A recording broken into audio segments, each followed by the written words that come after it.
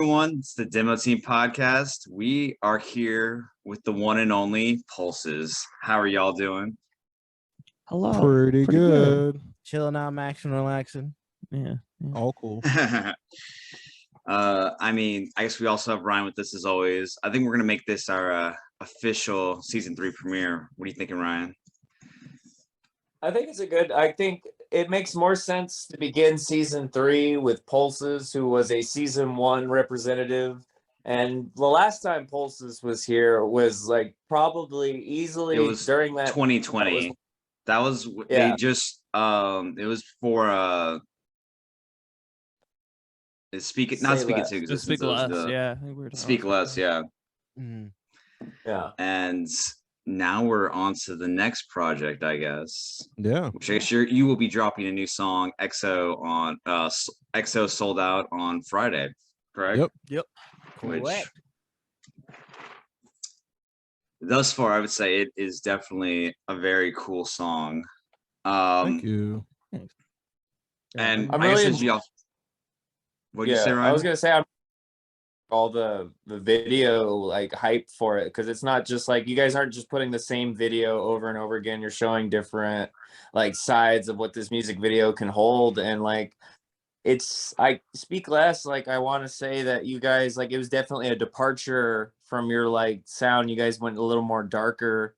So with EXO Sold Out, like what are you guys hoping to bring to your fans, longtime fans and possibly new time fans with this new track?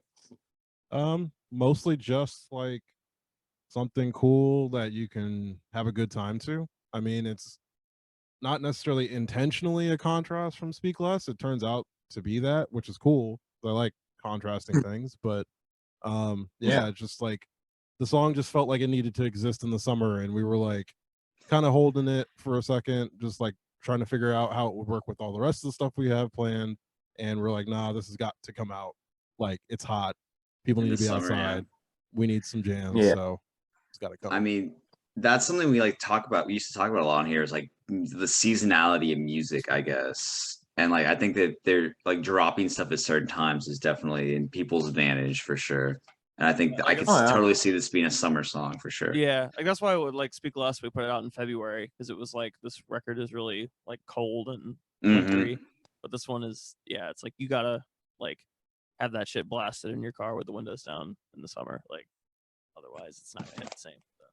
Yeah, it's just like seasons definitely influence us a lot with our release windows and times.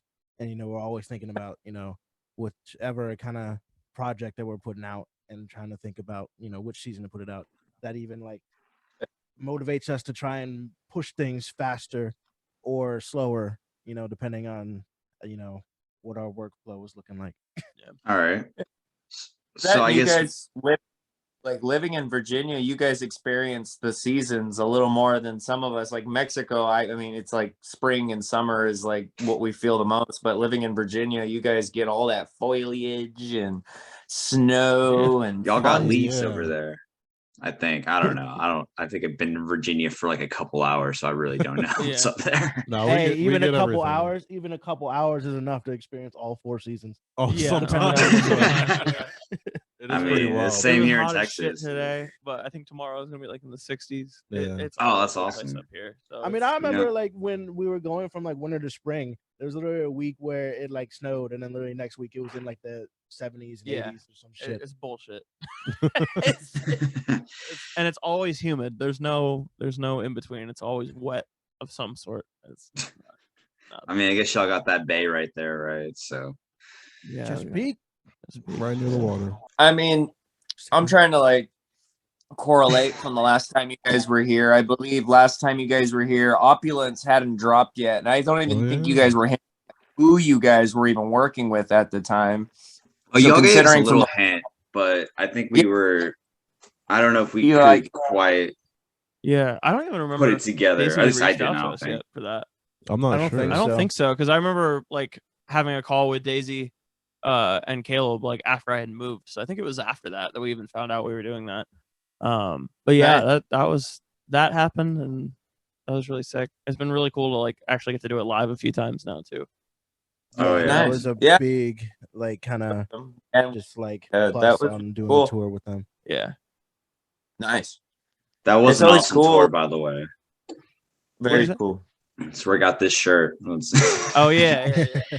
I will you. say, seeing y'all live, I think everyone should. If you're a fan of Pulses, you should definitely go see them live, obviously. But I think it's made me a bigger fan for sure. Watching y'all actually play everything live, it's kind of like hectic a little bit. How much y'all are all doing, like in such like just the four of y'all, but Yeah, it's stressful. you can kind of feel it, honestly. Yeah, like I know for me at least, like coming into doing vocals and guitar, it's like it's some of those parts. I'm just like, man, this is hard. Like, I'm struggling to make sure I hit it every night, but it's fun though. Like we try to just focus more on like the performance than the actual like technicality of it. Like if we fuck up, that's fine, just as long as it looks like we're having fun. And I think it totally like comes across like that too. Like I had like it's like just really fun watching y'all play. Honestly, it's like I said, super hectic because y'all are all doing so much, and like you definitely have a performance aspect to it for sure. And I think like I love the way your like little banter between songs too. That's also really fun. Yeah, addition. But that's just Caleb and I bullshitting. Like, That's because that's the thing for me. It's just like It's like I understand why people do it, like with their canned banter. But I don't know. For me, I always like it when folks are able to just play off of it and make the audience part of the show too, and it feels more personal. So it's just like if people, especially on that show specifically, like that show in Denton was easily like probably our favorite of the tour. I don't know if it was for y'all too. It was either that or Houston. The two Texas states just together were like the best. So, but that show specifically was, everybody was vibing out and it was really cool. They were very interactive. So that makes it even easier to have banter in between songs and just talk, really. Yeah. I don't want to speak at people. I just want to talk with you if possible, Yeah. Makes sense to me. Yeah. And it kind of like I was like kind of like gives your person, it kind of like lets your personality come through. I mean, like I think that's kind of the other thing. I think your personality comes through your performance for sure. And so as well as the banter between the songs. Yeah. I was going to say, if he doesn't know what we're talking about, Pulses went on a tour with I Met a Yeti and with Sales Ahead, played with lots of homies on the road, lots of great shows, cashed out. And if you're not doing anything and you see Pulses in town, go. Come through. I guess speaking of, do you have any touring plans right now or? Nothing really. Like we've thrown around a few ideas, but we all work a lot, so it's kind of hard to like schedule that much time to do like a full week. Like we might try to do some like weekenders and stuff. Like it'd be cool to do like something before the end of the year, but even if we can't do that, just like try to plan like another big one next year and then just fill in the time with some weekenders. But we have a lot of places we want to hit still. So all right, and we want to come back to Texas. Hell yeah! That everybody go to the Pulses merch store and buy some merch. Just that probably help out a lot on for your tour, right? Shirts, that puts a lot of gas in the tank these days. Yeah, no, probably not nearly as much as before, but actually, I probably need to buy a new shirt because this one shrunk a little bit, so I'll have to hit y'all up soon. Okay. Yeah, that's your fault. We're also just like taking some time off from shows because we're trying to like record, and every time we have a show, it like slows it down. So take a little break. Of course, finish. If you're not in the studio, you're on stage, and if you're on stage, you're not in the studio. Unfortunately. Yeah. Yep. Exactly. It's like we were like I was tracking guitar before this, and I'm gonna track more guitar after this. So it's like we're trying to be productive. We interrupted your recording. No, like we planned it around it, but I was just like, all right, I'm coming over. We're knocking some stuff out before, and then knocking stuff out after. It's like y'all were first, and then, then like, the tracking came around. It's like we're doing this anyway. It's like I'll just come over. Now that we're all here, right? So it's like that's always the benefit, of course. With us tracking ourselves, we make our own schedule. Yeah, it's just like cool. Caleb's working from home. I'm off. I'm gonna come over and track some stuff. It's just a little nice. Bit, so. It's that DIY, man. You got to do it yourself sometimes. And especially in this day and age with like gas prices being what they are and just like being like a musician in that constant search for trying to better yourself. What better way than to produce your own stuff and like hone your craft? Yeah, exactly. Because it mean, really is just like, you know, you don't necessarily have to wear a bunch of hats. It's not a requirement. It's like time is money, money's time, and all that. It's like if you can afford to figure out other ways to get other people to do stuff with you, for you, or whatever, then yeah, you know, I'll go for it. But you know, I like being in control of what I do as much as possible. So you know, if I can do as much as I can at any given time, I'm going to try. You know, We haven't had to delegate anything. I yet, learned so yeah, really.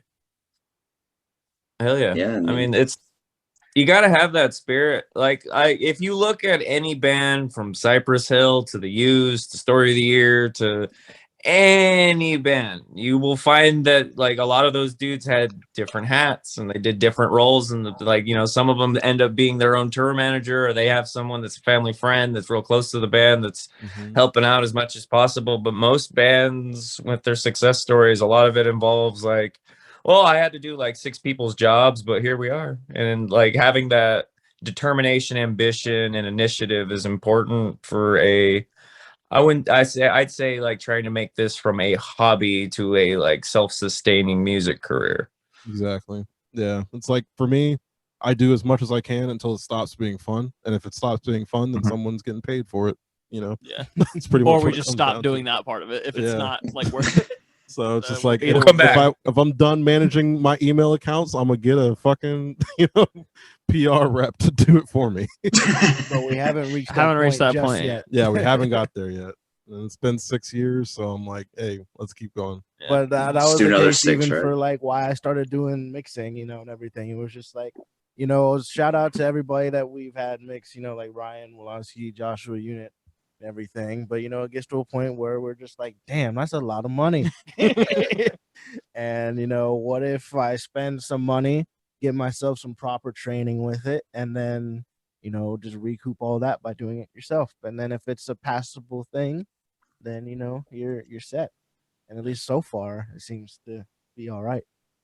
Yeah, and if you learn to record like that, you can record other people like at some point too. So it just keeps on giving. It's like, the teach a man to fish, right? Yeah, exactly. I think you've got your first technically like other band that you're recording coming up soon, right? I mean, I can say it, it'll be all right. I know our homies in Calling Down Fire, I've been like grilling them. They're like, let me record y'all. So they're gonna be my first recording project outside of Pulses. Yeah. So they're send them our way sometime if you want to. Yeah, for sure. They love it. They do it. Great dudes, cool sound, a little different from what we do, obviously. And especially now. They're like kind of moving into like some like post metal type stuff. It's pretty cool. Crazy shit. But it's innovative. It's great. Yeah. They're great musicians as well as people, like you said. Hell yeah. I love that. And that's always been something that I like about y'all as band, because it's not like all for one and it's just us. It's always all for one, one for all. You guys have always given helping hands to, doesn't matter what band, whether it be Adventurer or With Sales Ahead, shouting out the homies and I Met a Yeti. Like, you guys have always gone out of your way to like be very supportive of the scene that surrounds you, instead of just like thinking you're at the top of a pyramid or just acting like, you the shit and everyone else just sucks. It's like, it's always good to have humble people that look out for everybody in the scene. Appreciate that. Yeah, we just try to be friends with bands that we like, honestly, and then it just usually works out because most people in the scene are pretty cool.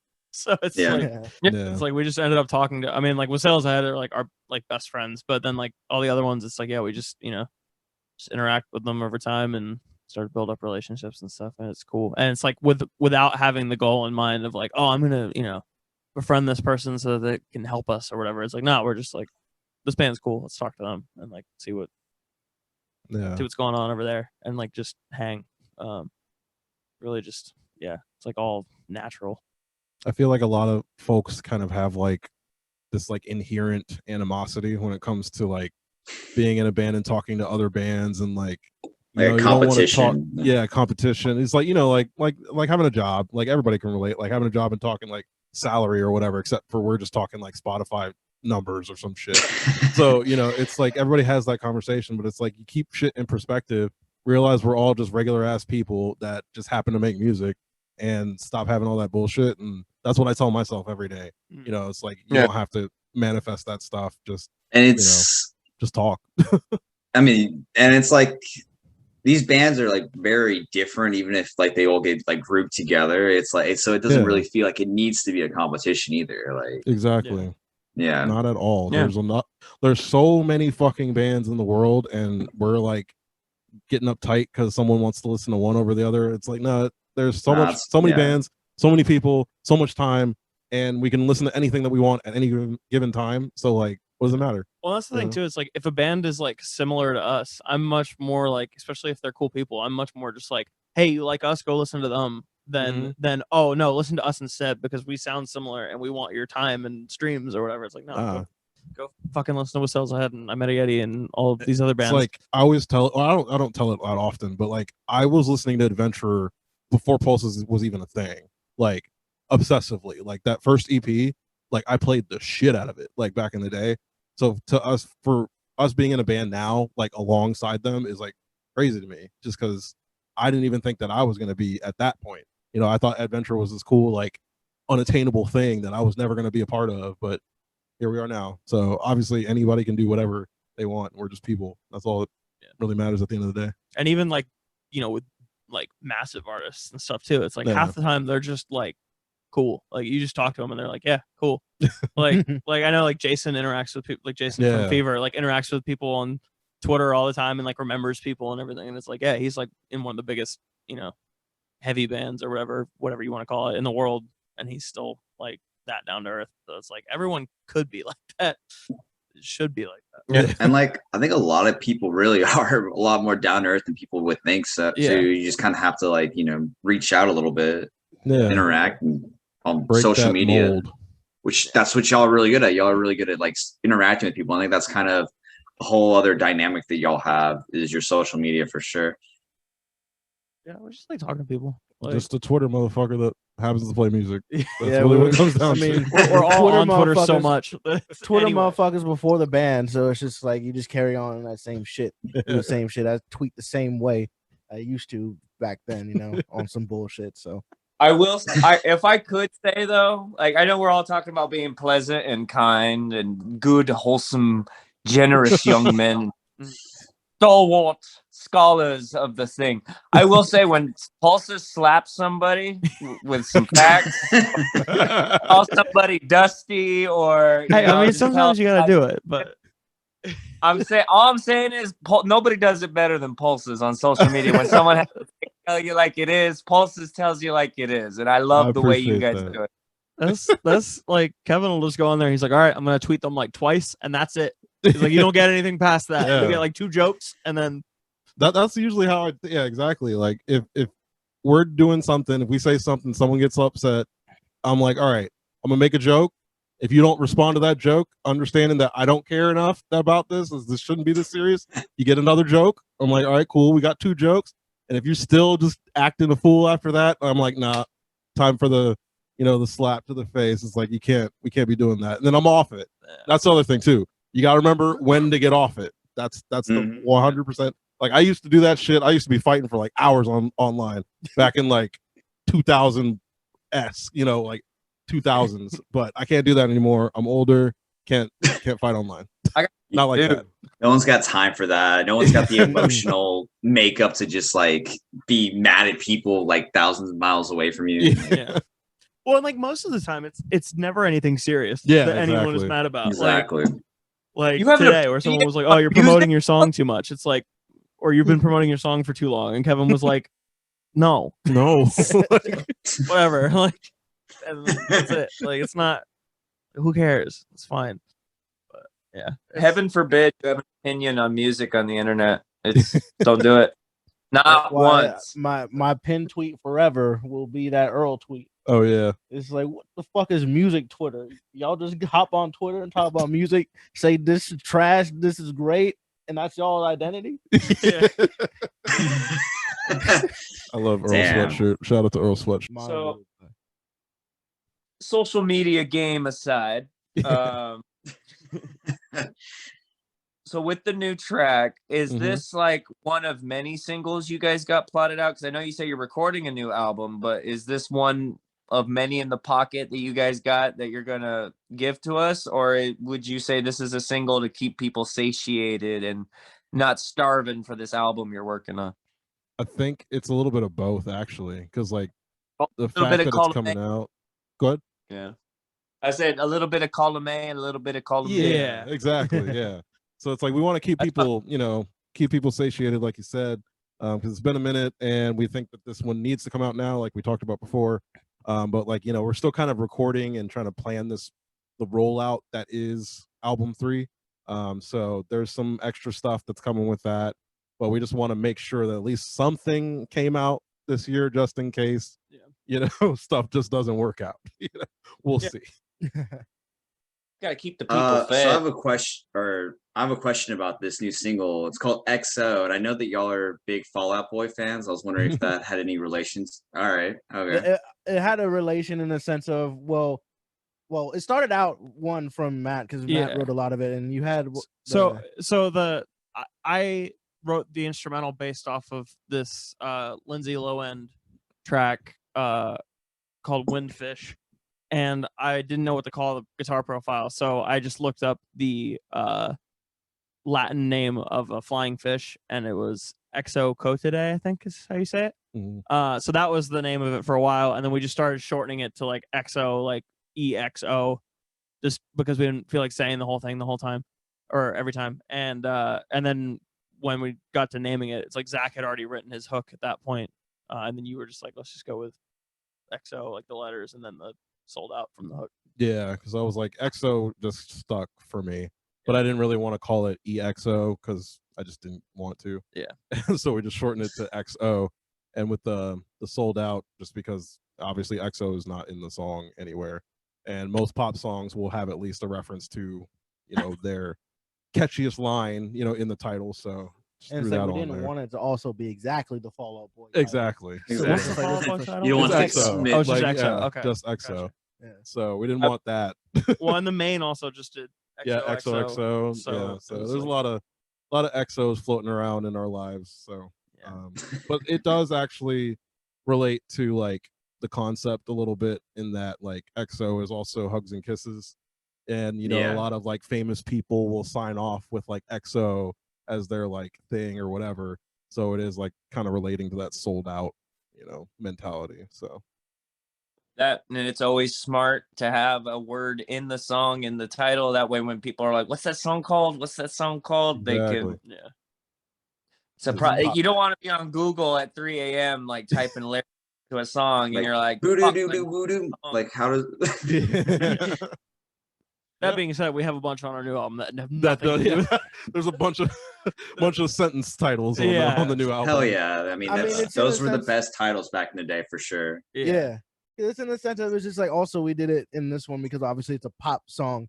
It's a very pop influenced song. But it's like the songs that we know are not pop influenced, we don't give a fuck about the title. We'll make it the sentence long. But if we know something is gonna be the single, the catchy, the pop song, we will try and make it like to those guidelines. Yeah. And I guess I think I asked y'all about it before, but like this song is kind of a one-off for the rest of the album, right? It's kind of a more poppy song compared to the rest of the album, correct? Or yeah, it's like not to say that there's not poppy songs on the record. There's poppy songs on the record, but this one I think with it being like specifically like EDM pop, like, and then having Zach Benson on the hook and most of the song, it lends itself to being a lighter cut. So it's a little different than like the pop songs that are going to be on the record, I'd say. Yeah, because there's a few on there that are like other than this, like some of our poppiest stuff, but they're not like to this level. Right. And I was thinking also even still like we were thinking about putting it on the record, of course, since it was in the sessions of us writing for the third record. But I know for my opinion was like, for example, Good Vibes Only on Speaking Into Existence ended up being one of the more popular songs on that record. And we were kind of surprised by it, but also it is one of the popular songs on it. And I was feeling like oh, because that track is like track 7 or something on that record, it's still not going to get listened to as much. But if we put out this super poppy song as a single as the main focus for everybody's attention, then it'll probably end up being more successful than what it would be if it was on the record proper. Yeah. I want to say I really like the album art, and it reminds me of the Good Feathers from Animaniacs. I don't know if you guys. That's a throwback. I haven't heard that in like forever. But I'm glad it gave you that vibe, because I think now that you said that, that's kind of the vibe it needs to have.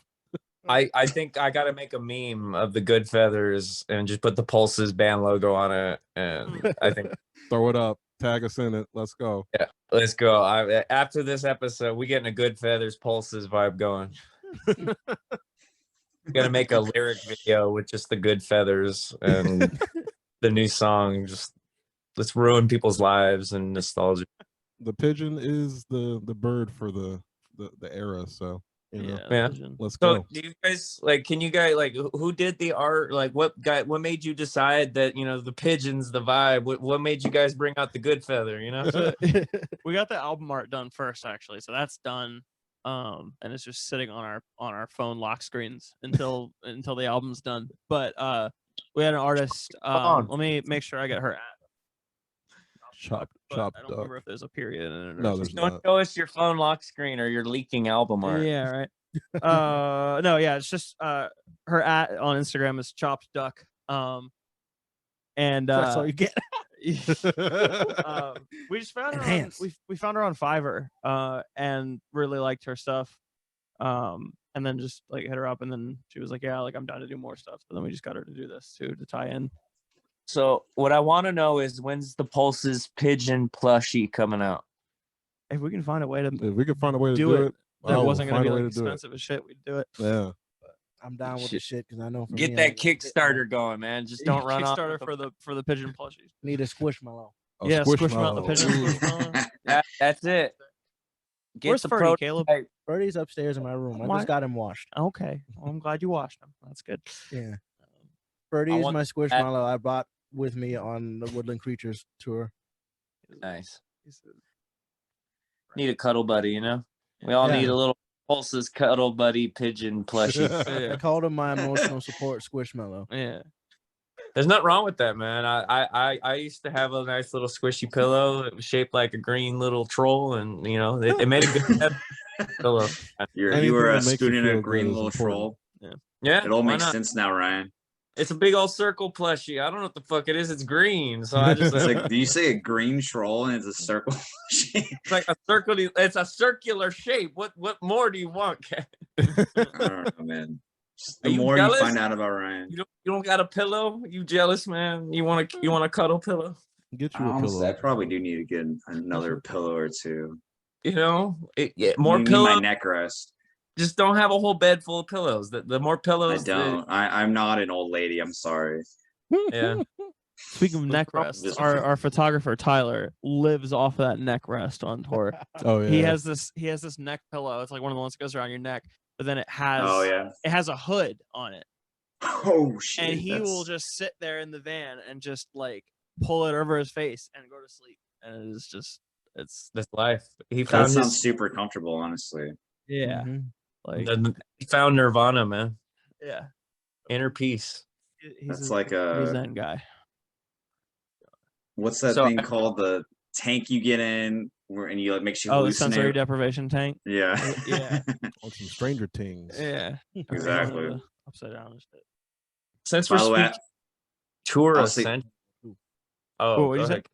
Oh, I was gonna say I like your Bucky's mask in the back there. True. Oh, that's actually a plushie. That's a plushie. Okay. Yeah. It's a very powerful plushie. Yeah, it was like we went plushie, to guys. We went to Bucky's twice. The second time was kind of unintentional.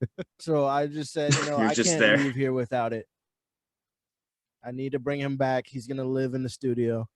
He needs a place to stay, and that's the homie. You can't let him out in the streets. Mm-hmm. That plushie needs a home. And like it's actually like the Bucky's is like very convenient for tours because it's like right north of Denton, I think, right? I'm not totally sure. That was the one we went to. We went to the giant one. Yeah. I mean, they're all giant. Yeah. They're all giant, yeah. The really, really giant one.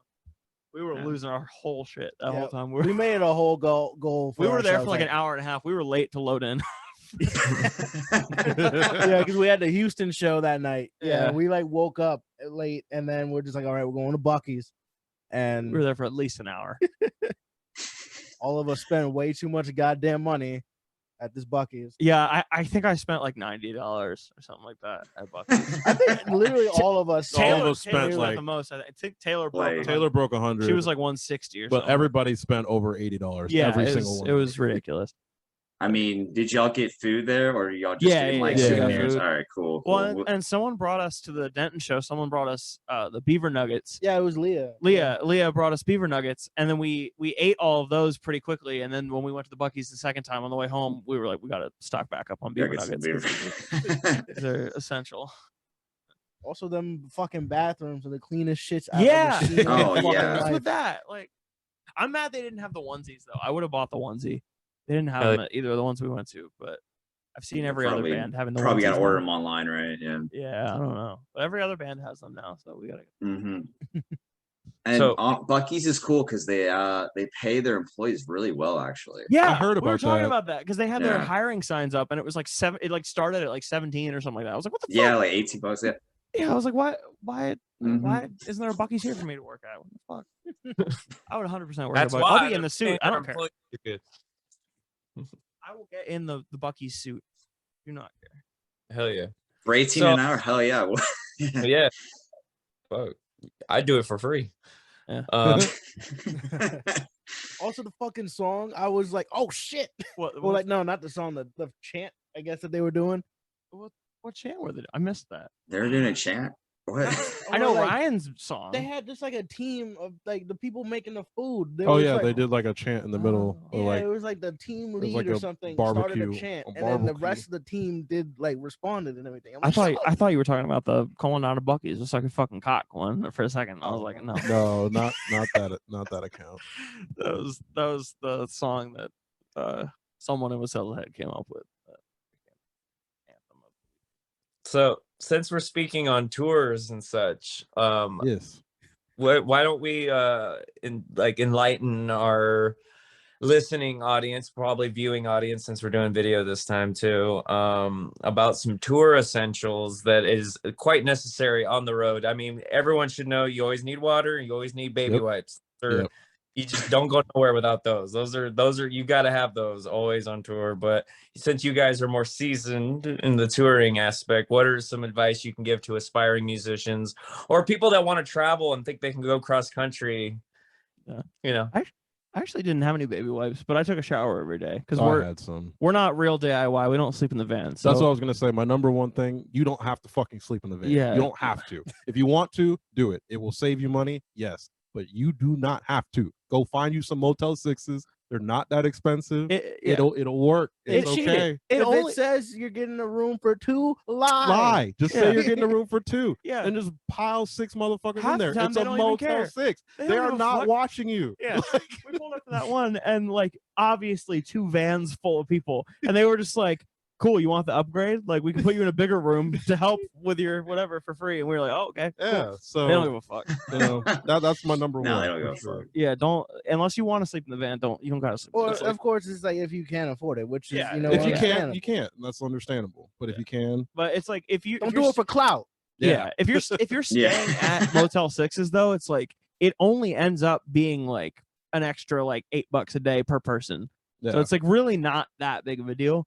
Like I'm sure that some people still can't do it, and that's fine. Like sleep in the van if you have to, but like you definitely like don't gotta do it for clout. But yeah, so it's like I don't know. I didn't bring baby wipes, but I was also taking showers every day. I mean that was part of the whole thing. I always remember there was a guy that told us on our first tour. One of the biggest rules is if you have to go to the bathroom, or if you have a chance to go to the bathroom, do it. Yeah, that's another big thing. It's not necessarily an item to bring, but yeah, if you can take a shit and you think you need to, do it. Don't play like, don't try. Like the biggest thing like item wise for me is like because Tyler and I take the back bench and Tyler will be editing photos and then like sometimes I'll be working on like music on my laptop or something and we just have like I just have a really long extension cord that has like a charger thing on the end and just plug it into the front of the van. And I know like a lot of people have told us like, oh, you need to bring like portable chargers. And I'm like, nah, I just got a long cable. I'm just plugged into the shit. So that's like a big essential for me because I like need my shit charged the whole time. Long cords. Voss bottled water is good to pee into because it has a larger hole than the other ones. Is correct. He is very correct. I didn't know y'all did that. I did. I did at least 4 times. I'm very bad at peeing in bottles, but I can do it in a Voss. Yeah, wider hole. That's for you know, for the penis having holes out there in bands. I just did liquid death the whole time, which was honestly really nice because it's the can is always refreshing because it's like can. That's fair. You, like it can be warm, like room temperature water, but you drink it out of that can and it's like, ooh. See, I was getting real confused because you brought that up after we were talking about peeing. And like, are you No. peeing in liquid death? No, I was talking about the I was water, like, just yeah, the water that's- part of it. But yeah, no. I just pee in the cans and then I hold it like really steady for the rest of the drive. Oh Just- god. you hit a bad curve and we're fucked. I would say fanny packs. People actually like don't like want to be like, oh, that's not cool, but you can make them cool. One, but then it's like really good to just have your items on you, not in pockets that like are gonna like fall out or whatever, and it's all in one spot, and you typically don't lose a fanny pack typically. So, you know, if you can't get a fanny pack, get a Merce. Get a Merces. backpack. Or get a fanny pack and wear it like a Merce. I wear the it fanny on your pack shoulder, across like, just across my I mean, shit. Caleb. So Satchel, man. Yeah, I got my essentials in there, you know. I have my earplugs, glasses, strap, you know, like rag, glasses, like cleaner. sweat rag. Even like cough drops. I was gonna say that's the other thing. Fucking Dayquil, NyQuil, and cough drops, and whatever else you can do to not get that Make sick. sure that shit is the pills, because I have a story. I have a story. Yeah, that shit was bad. I don't know if you remember. I will say I'm sorry at the Denton show because I didn't talk as much as I wanted to. I was sick as fuck for that show. And Not COVID. yeah, Not it wasn't COVID. COVID. Caleb and I were both like fucked up the whole time, but we both tested and it wasn't Like COVID. we were in a like that motel. That was the bad thing. Yeah, the motel was moldy as hell, so I must have gotten just like really sick off the mold and just allergies. Should have slept in the van. And I remember walking back into the venue, and you said hey to me, and I was just like, hey man, what's up? And I just kept walking. Kind of, I didn't talk that much because I literally just puked in the van because I took Dayquil, like the liquid, really badly. And so I was just going through it. You were hurt at that show, like, and just trying to mentally get myself prepared for that set. And it was dope as fuck. But yeah. Hey, you're good, man. Don't worry about it. Like, it's like I get it. I totally understand. You Like, were dying at don't worry. that show, and then I was dying at Houston. Like, I remember I was talking to Devin, and I was like, looking like this pretty much. And I was like, yeah, sorry, my voice is fucked. He's like, why are you talking to me? Like, go relax. Like, you can't talk. And I'm like, no, it's fine. We have a day off tomorrow. I'll be okay. That goes into also important. Get your rest whenever you can. Yeah, plan days off if you can, because that shit was rejuvenating as fuck. Like, we played in Florida after being in New Orleans the day before, just like chilling. And I was like, wow, my voice is back. I can scream again. This is great. Yeah, Louisiana Purchase. We had that was funny when y'all said that. Yeah. We didn't get to play there this time, but we did go. And also, I think another big one is just like try and just have a good time, really. And with everybody, try and communicate. Because I know there's even sometimes for me where I'm just like, I get very claustrophobic and sometimes, or like introverted. And when I'm around, of course, 5 other people 24/7, I get like a little cranky or whatever, or I get a little closed off. So in those times, you know, if I realize, okay, I'm getting a little bit cranky, I'm going to put on my music and just vibe out for like a while and then return back to it. Don't let anything really like set you off on anybody else. Yeah. It's a good one. You just gotta just try to relax like as much as possible. Like I like went into that and I was like, I'm just gonna like, if anything happens that's bullshit, which luckily on this last tour it was pretty smooth. Like the last tour we did, there was some bullshit, but this one was like really easy. There wasn't much. And I was just like, cool, if anything happens that's bullshit, I'm just gonna make a joke about it and then move on, because I don't have the energy to like yeah, you only have so much energy when you're like not sleeping very well and playing a show every night. It's like you might as well just use it all positively. Yeah. Yeah. I think that's all I got. Yeah. I don't know. All right. Enough clothes. Don't I don't know. I think that was all very valuable information. I think someone Yeah. will definitely take some pointers from this for sure. And we're still learning too. Like we've only done a few tours, so Yeah, it's like because COVID kind of like fucked up our plans for that. So Yeah. It's all ongoing. Yeah. Never stop learning. So, But like, given that we've all, I mean, COVID's technically not over because it's Right, still. yeah. But I mean, those 2 years of solid, like, ain't no shows, there ain't nothing going on. Like, do you guys feel like you took anything away from that? Like, because it was kind of like a flattening of the curve. Like everybody was kind of on the same even playing field. Like before pandemic to now, how do you guys feel? Like, do you feel like you gained anything or lost a lot from that? Perspective, because that's all I'm about. Yeah, I gained a lot of like perspective on just what it means to be a touring musician and what it means to be a successful quote unquote band. Successful has the quotes, not the band, but yeah, you whatever. And so like I think you can really define your success the way that you really want to for you, and no one else can define it for you. So over the pandemic, we kind of had the most like attention and discussion and a whole lot of just good growth. Yeah, a lot of good things that happened. We didn't play a single show though. So obviously, being a band isn't strictly about just touring anymore. Yeah, maybe in the MySpace days it was, but not necessarily so much anymore. You can still have growth and literally not play shows. Like we have friends in bands that have never played a show, yet they got numbers comparable and or more than we do. So like, it's like local homies, Pink Shift, like they started during the pandemic and are now playing in the UK. I Like think they were a little bit or like a little before. Yeah, they but don't like play locals. they only had played local stuff, and like now they're playing like in the UK and stuff, just like blasting the fuck off. Well, and like Nightlife. Yeah, like Nightlife started hasn't during the played. pandemic, has never played a show. Yeah, but they're getting a whole lot of attention just talking online, being cool and making cool shit.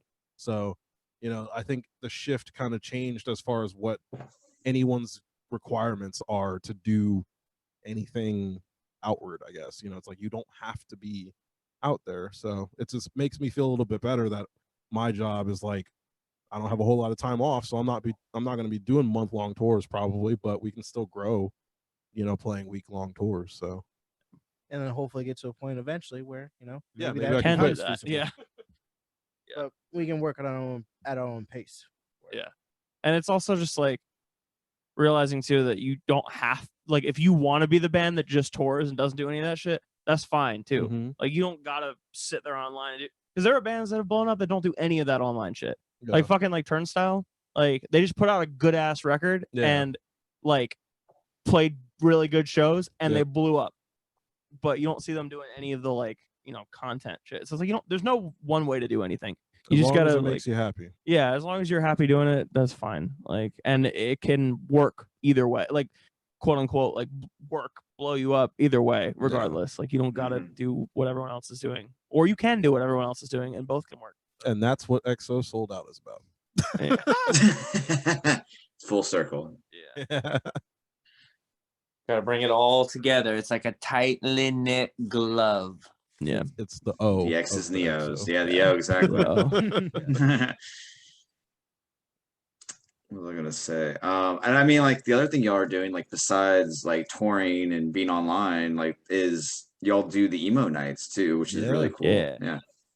That is really always fun. a good time. Yeah, It's funny. We don't Kevin get DJs asked like about every that. time, but we did one as a guest, like as the band. But Right. then you and Adam will DJ like every time. Yeah, me and my boy Adam will DJ every time, just because our friends Carlos and Aaron run the Baltimore, and now I think other factions like along the aren't they getting like Northeast. the Northeast? Yeah, I at think this they're point? going to do the Philly ones and the Jersey ones too, so we might scoop up and just roll with them onto those. So it's really cool to just like interact with people in that side of things too. A lot of people like kind of grew to hate on Emo Night and stuff like that, but it's just like it's not about necessarily like, I don't know, like a lot of people seem to think that it's just like this oldies dance party thing, which it really is, but it's like also there's like a lot of people there that I like am friends with, like beforehand, but that I've grown to know, and like people like see my face and they're like, oh, I saw you at the last 3 of them, and then like, you know, we become friends that way. It's just the same in that, like, a DIY show, you can meet people that you like, you know, like the same music. It's literally the same thing, except we're just pushing play instead of playing, you know, a show. So it's a good crowd to find other like-minded people. There's nothing, you know, and a lot of creatives too. I yeah, mean, exactly. there's hella Definitely. creators, a lot of band members, there's a lot of artists, photographers, designers, what have you. Yeah. That go to these, you know, emo nights, and It- you know, it's always cool to just hang out with them. And then now, even for example, just meeting other, again, like-minded people into the same music. So whenever we're going to a show at this point, we're rolling like damn near 10 people deep every time, because there's gonna be somebody that we've met through Emo Night or just through the local scene in the community, you know, that we're going to the same show. Like, you know, when we went to see Turnstile, like everybody was there.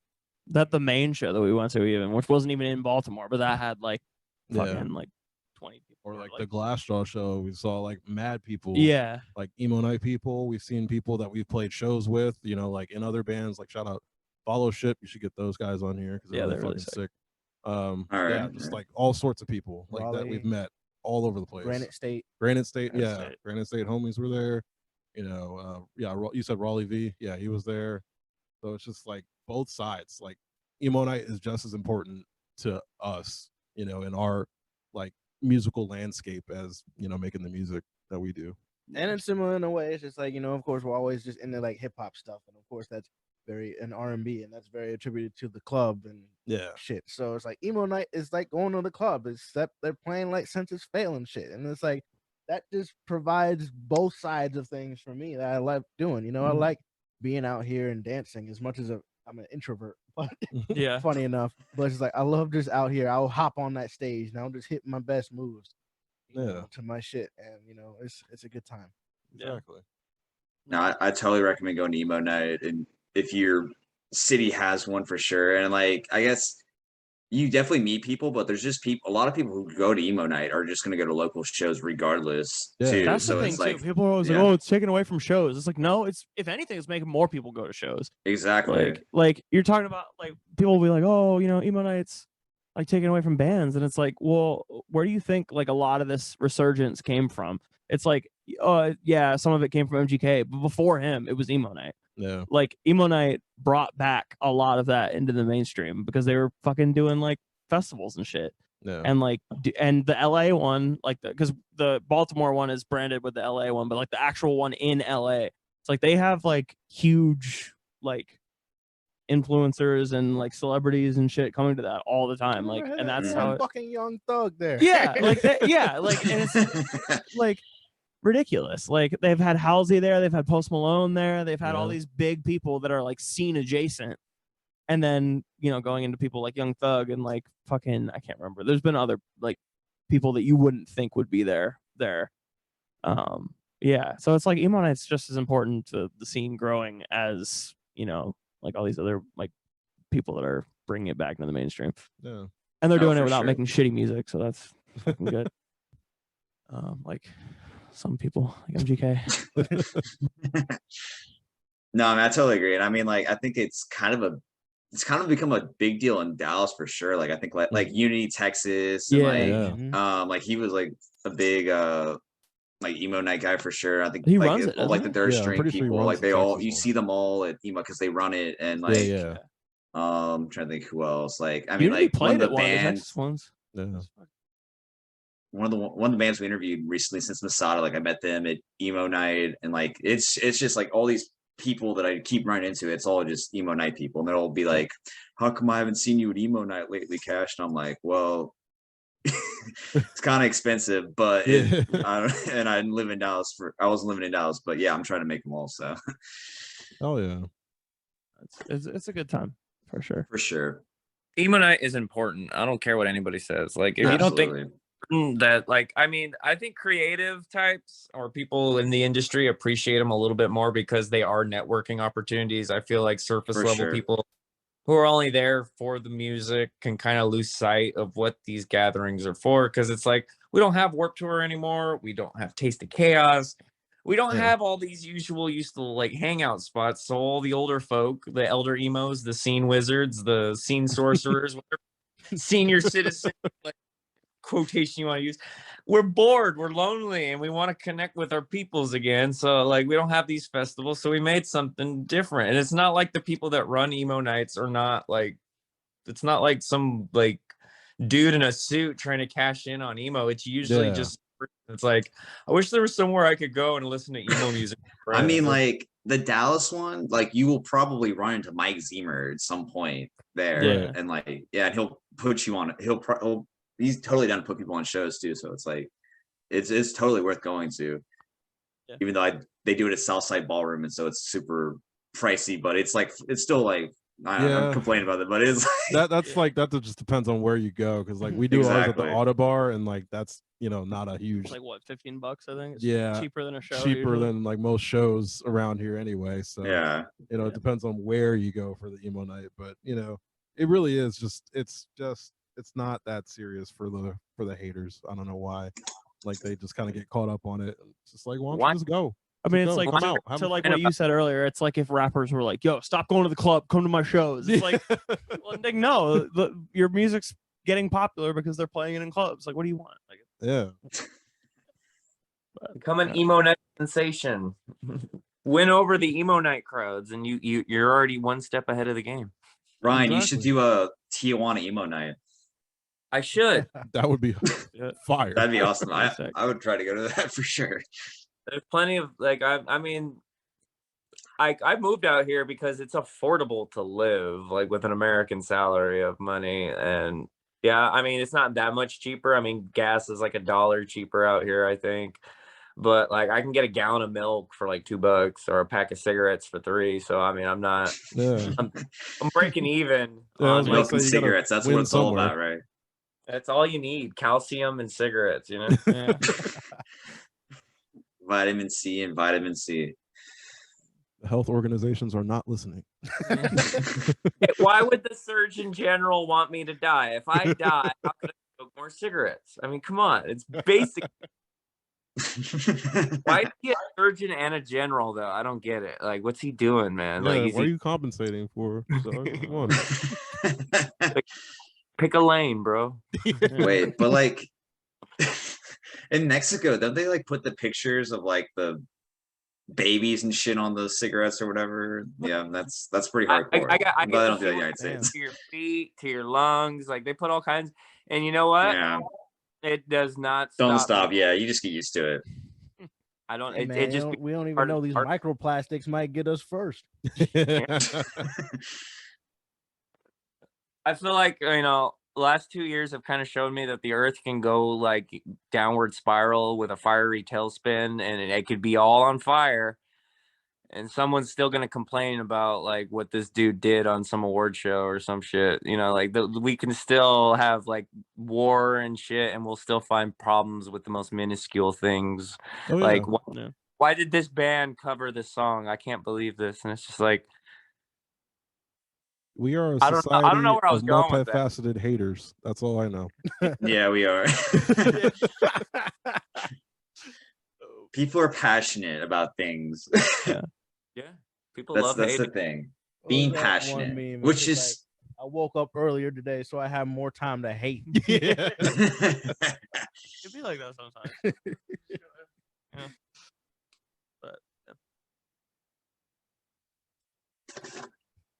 Ryan's taking a fat rip right now. He's showing off that Whataburger cup to us. He's like, y'all can't have this. You're not missing anything. You're really not. Oh my God, Ryan. I don't want to start this right now. Whataburger fucking slaps. I'm a big fan. Y'all don't appreciate what you have. That's the reason why you can say that. Yeah, it's the same thing with like all of our like Maryland friends from Emo Night. They're like, yeah, Royal Farms is whatever, and I'm like, no, this shit is great. I love Royal Farms. Yeah, and they're like, no, it's fine. Like Sammy is the same way because she lived near them her whole life. She's like, it's okay, and I'm like, no, this is the good shit. No, I'm not gonna get my real thoughts about it on camera while it's recording because Ryan will use it against me at some point. Because no, I wouldn't. you would. I've had Whataburger. It was an Arizona Whataburger. It was not Arizona Whataburger. That's not the same. They don't even have like, that's half the wild. items there. You gotta go to Texas Whataburger. We had I'll Texas try, In-N-Out and yeah. Texas Whataburger. Because they'll call back to back, in and Texas they'll call out the Whataburger for like being bad, and like they'll have to like, and Yeah, Arizona so doesn't know what the fuck they're talking about like when it comes to Whataburger. If you ever come to the Inland Empire where I'm from, I mean, in Mexico, I don't really know what the fuck is good out You got to here. go to the Burger Man on the street Burger Man in Mexico. That's what you got to do. I just make sure that, like, Go to the town square. There's gonna be a guy making burgers. Just get that, and that'll change your life. I live in Mexico. I just got to make sure what I'm eating is beef. That's usually my concern. Like, It's probably better beef than in America, to be honest. Probably. I mean, maybe, I don't know, but Might like, be regulated. I don't know what they grocery do down stores, know, man. like chaos out here, dude. Like the grocery store shelving system, it does not make sense out here. Like, to me, because like, you can't read Spanish. I don't know. Can you read Spanish? I don't know. cállate, cabrón. Damn. But well, we were talking about fucking food shelves. What the hell has this podcast become? you know, Whatever it needs to. They're not stocking the Doritos. The Doritos are spicy out here, like basic. Is a spicy nacho in America is just default nacho flavor in Mexico. Right. Yeah. It's the way it should be. But considering pour hot sauce in it. Yeah, put all the hot sauce. So last time, I'm gonna bring this full circle from our last episode, but last time you guys were on the show, you guys did dream tours, like people that you would love to tour with, and for some reason, just the fact that y'all said Kanye West is still like the funniest shit to me. Because Kanye West and Silverstein, that's like, yeah, and he's gonna play the Runaway cover. Right. That's what one of you all said that. He's gonna play the Runaway cover. I did say that, or we did say that. Yeah. That's our brand at this point. It's just... So it's been 2 years and he's one marriage short. So do you guys still want to tour with? I would do it if he asked me, but I'm not going to ask somebody else. I'll say that. So if Kanye West came up to you and was like, go on tour with me and Marilyn Manson, what would you say? Oh, why would you do that? Oh, man. man. That'd have to be it. Oh. No. I'd be upset about it. I'd be upset about it, but I would say no. Marilyn Manson's gonna inconspicuously catch COVID and have to cancel the whole tour. Yeah. Oh yeah, he's gonna catch COVID. I'll make sure he catches COVID. I'll make sure he catches COVID. We'll put out like a Craigslist ad. All right, who has COVID? Who can Please come through? Who can come cough on Marilyn Manson? COVID hitman. COVID hitman. Allegedly. Allegedly. My friend allegedly coughed on him. I don't know this man, but he said he was my friend, but he allegedly coughed on him. Yeah. Allegedly. Yeah, but no, yeah. I mean, don't do it, Kanye. Let's see. But if has anything changed? Like any new artists come out, or any like since you've toured with people since then? Like, are there any bands that you guys would like to tour with, or you see a big future for in the world of touring? Kevin, you tweeted like a dream tour once that was like actually somewhat realistic. It was like us, Callous Cowboys, Ongoing Concept, and who was the other one? I can't remember. I don't I think it remember. was Sales Ahead was on there. Was it with Sales Ahead? Yeah, so Probably. it was with Sales Ahead, us, Callous Cowboys, Ongoing Concept. Yeah, That would be fucking sick. Like, yeah. that's a good one. I think touring with just friends would be really cool. Yes. Even though we sound different, but we also kind of don't sound Yeah. different. So like We that just would have be really fun. screams. Yeah, we're just that What is was genre screams. anymore, honestly? Yeah. It's like I think the vibes would be the same. So it would be fun. Like I think we could play Exist Fort Breaks on a tour with Oh yeah, just we friends could. and it would make sense. No, we like, would do that and like collab. use their horn section. They would be Yeah. out there. That should be fire. yeah. That band's great. Who else do we want to tour with? I'm telling Daryl Palumbo to bring back Head Automatica. Yeah. Oh, dude, that would be such an That would awesome be sick. tour, man. That would be Daryl, pretty That'd sick. be sick. Who else is good that we would want to tour with? I know like smaller bands that we've talked. Like, we've talked like we want to tour with Callous Cowboys. We already said that, but like they're a big one. Adventure would be cool. Yes, Mhm. I would really like to tour with. We've like Adventurer. both of us have like thrown the idea back and forth, but I obviously haven't decided to do anything, but just like bullshitting about it on Twitter. If I could be honest, I think you guys have like a lot of MySpace revival energy, and if you guys did a tour with like See You Space Cowboy and do it in a heartbeat. I would love that. Oh That yeah, would be that'd be dope. Ism Foff. That would be cool. Eyes on From the Fire, yeah. Ooh. Man, they need to send me my NASCAR shirt though. Yeah. C4 Cinema will be really fun. Yeah. They're really good Oh, yeah. people. Need to like actually meet them, but they're very kind. Very Somebody- kind. We're hinting at a Richmond date. They've asked like where people want to see them again. And I think on every social media platform they did it. We were like, Richmond, please, so we can play with you. Let them sleep on your couch. I've let them sleep on my couch. They're very friendly. They're very clean. That's They don't what's They're up. And there's very only 3 cool. of them too, so it's like easy. Yeah, you know, it's they easy, pared down their band a easy lot. lodging. And like after seeing them open for who were they on that Amity tour Affliction? with? Amity Yeah, Affliction. it like they definitely work with like other like the crowd definitely got into them despite That's them cool. being there for a harder act. So That's good. I've- I'm glad that went well for them. For real. yeah, like, for sure. I think it definitely it's an odd like exposed them to a lot of mix people. of sounds, Yeah. but like It worked for them for sure. I'm glad that it like worked. Yeah, I don't know who else we would want to play with. I want to play with Rico Nasty still. I think I said that Yeah. last time. That would Oh, be dude, sick. that'd be Nasty awesome. would be cool. Deuce. That would be sick. Fucking fuck it. Let's tour with Vince Staples. Vince Staples, yeah, that'd be sick. Yeah, I mean, there's Virginia legend Pusha T, right? That's yeah, true. That would be I would open sick. for Pusha T and Pharrell. Yeah. That would be Ooh, cool. yeah, that'd be good. Yeah. Pusha T, Pharrell, co-headliner with us. Yeah. Stupid. Nah, Pharrell gotta do NERD. Yeah, and then that would yeah. actually be sick. Like if you brought back NERD with a full band. I guess that's That not would like be where sick. y'all are from, but like honestly, Virginia Beach is always like I feel like has culturally always punched like way above its weight. It seems like. Yeah. Yeah, Timbaland, Missy Elliott, Mhm. Hell yeah. all them. Like there's a lot of stuff coming from down there. Yeah. I was watching. I think Timbaland had, or not Timbaland. I think Pharrell has a house like near where my aunt lives. Oh yeah. Because she said she saw him on his boat once, like just going by and was just like that's fucking Pharrell. That's Just- the guy that wrote Happy. Oh man. That's that guy that produced that grinding beat. But yeah, like it's we would tour with most people, to be honest. I think. Like, it's I don't- not- And y'all definitely fit in with like a lot of.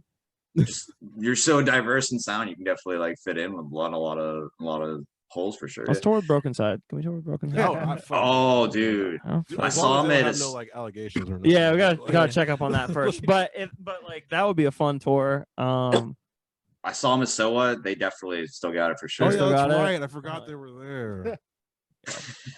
Fucking If I Die First would be cool. Yeah. Yeah. Fucking- Or the main. The main, yeah, I would love I'll to tour do the it. main. I'll scare all those Names. main Yeah. 8123 kids. That's fine. Yeah. No, that'd be great. Like, I don't know, what other bands would be like? Fucking, I don't know. Anyone, most people. Just cool people. Not anyone, really. but like most people.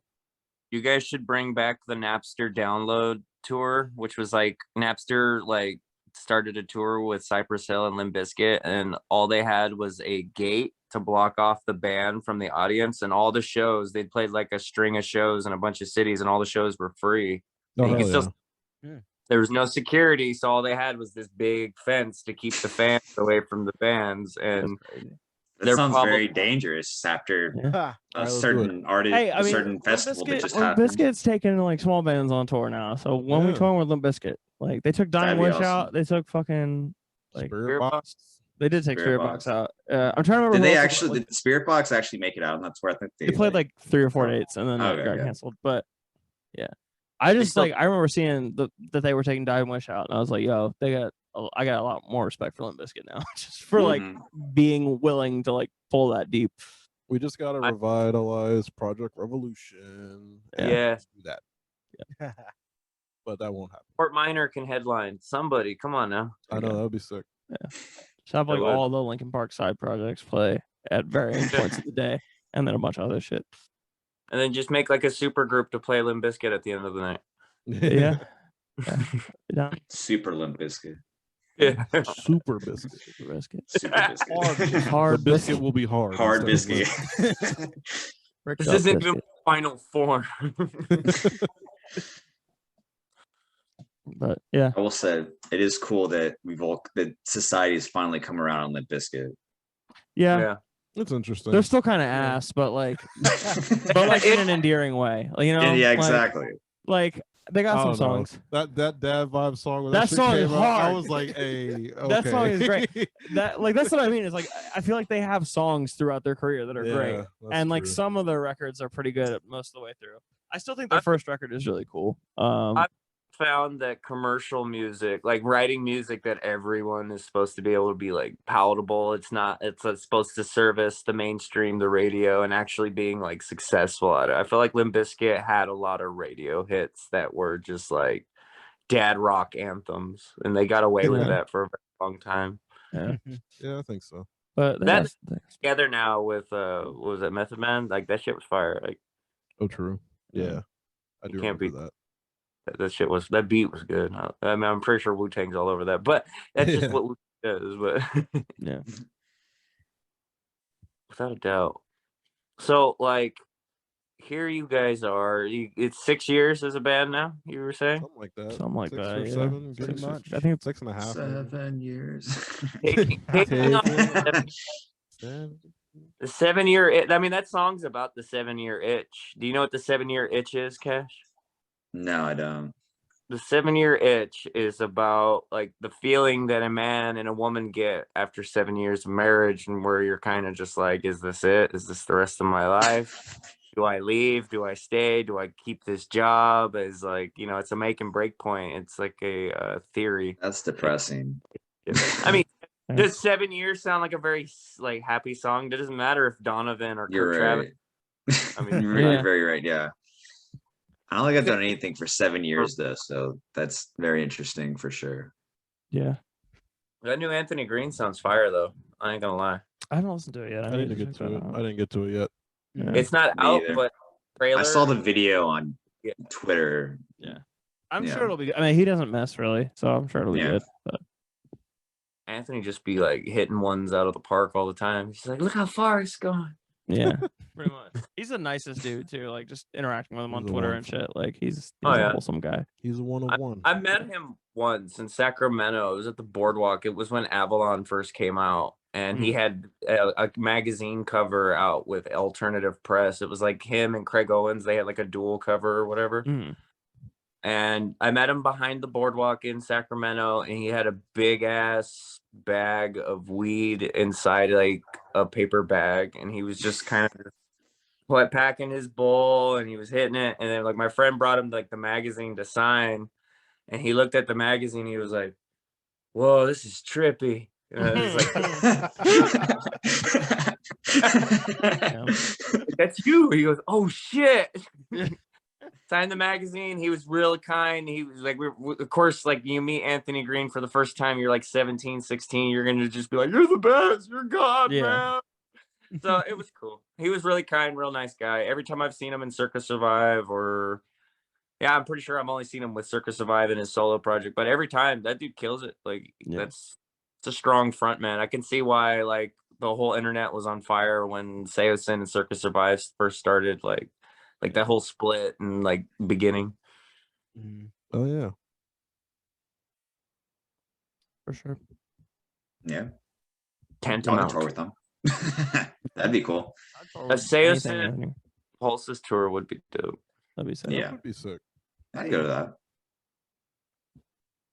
We Caleb and I hopped up and did 7 years with Sierra in Florida. Oh, yeah. We gotta do it with Anthony. Hey Kevin, can you tell us what real emo is? I don't remember it. Is that the Midwest? The DC hardcore You scene. can literally DC look it emotional up. hardcore scene. Some If you Prius. could just get the script and just read it for our audience, like just that video of you reading it was probably like the funniest shit, and it was to a beat, and I was just like, please make this a real song. Oh, it was. Emo Night? It's a Loma Prieta song. song. Yeah. So it's like it's actually a real song. Where is it? We could get DC copyrighted.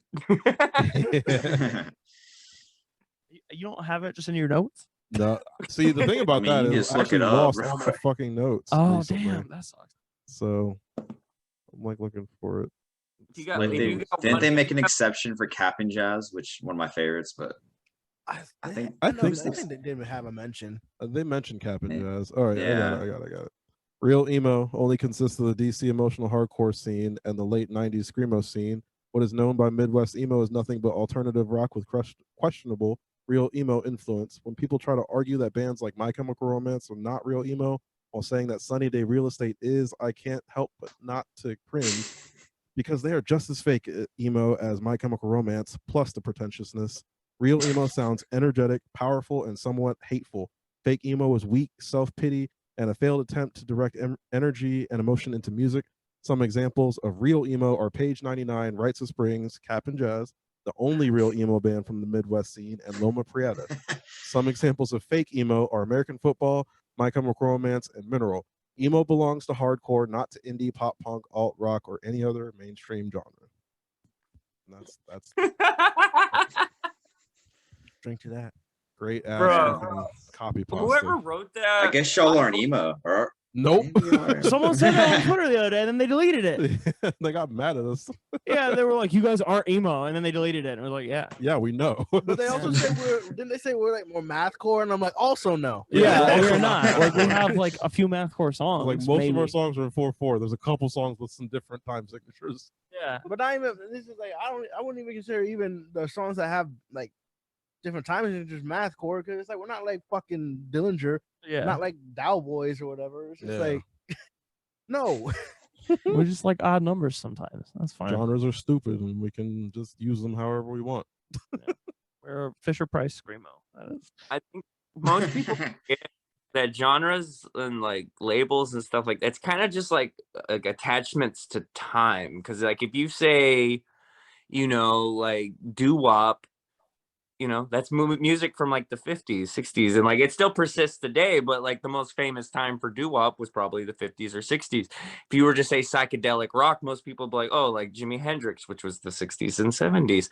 And it's just like nowadays with music always being at our forefront and stuff like that, like if I were to say swancore, most people would be like, oh, that's like 2014 to 2020. So it's kind of like most people forget that these things are kind of like if I say new metal, that's early. It's not 2000s. Swancore anymore, Ryan.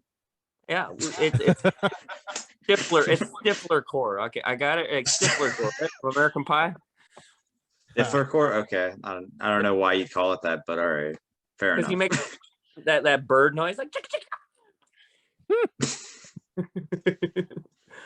But yeah. Anyway, as I was Genres saying, are- I'm just saying like genres have always been just kind of like a connection, an anchor to time, which I mean music's all in time signatures, so it's kind of like I don't know. I think people take labels and genres a little too seriously sometimes. Definitely. Well, it's just like I think it's like really widespread. Time is definitely one thing. Like associations to other people is another thing, and like culture is another aspect of it. Just there's a lot that goes into what a genre is. So if anybody tries to pick one thing that makes a genre, then they're going to be wrong, or that's where the arguments come from. You got to look at like all of that, like you said, the time and all the other aspects of it that create a genre. So it's just emo was hardcore influence, and now it is not, because time has changed and things progressed, and so it doesn't make that not emo. It doesn't make this not emo. It just the word changed. Things can change. Well, Time look at affects fucking, things. Look at fucking metalcore. It's like not every metalcore band sounds like Earth Crisis now. Yeah. But still metalcore. Like you can be metalcore and sound like Knock Loose. You can be metalcore and sound like Spirit Box. You can be metalcore and sound like fucking I don't know. Attack, like whatever. And it's all fucking the same shit. Or it's all different shit. It's all whatever. It's all music. Yeah, who cares? My genre is music. I make music. The genre of music. I make music genre. I'm a music genreist. Yeah. I do the thing, and then the beats come out, and that's it. I just play some notes and yell some shit. And that's about it. I don't know. We have fun out here.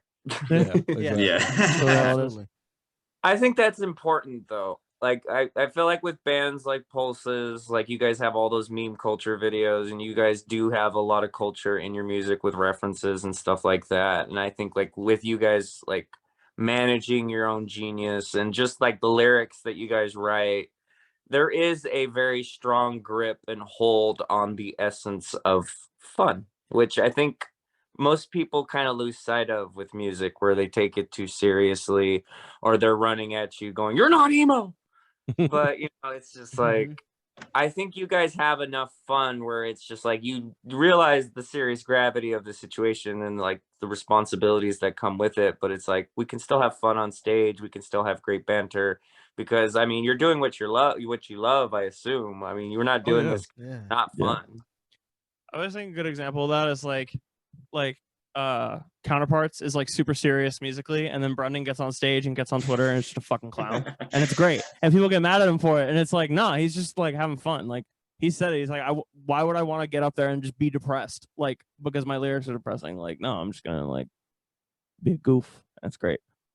Yeah, it's just like always want to be serious about making good music. Yeah, but past that, you know, I want to have a good time, and then especially that's why I like, you know, having songs that are about a good time or exude a feeling of a good time, because whenever I'm playing a show, I'm having a good time, and it makes things, you know, as whenever you're a performer, you know, even a musician, you're acting in a way too.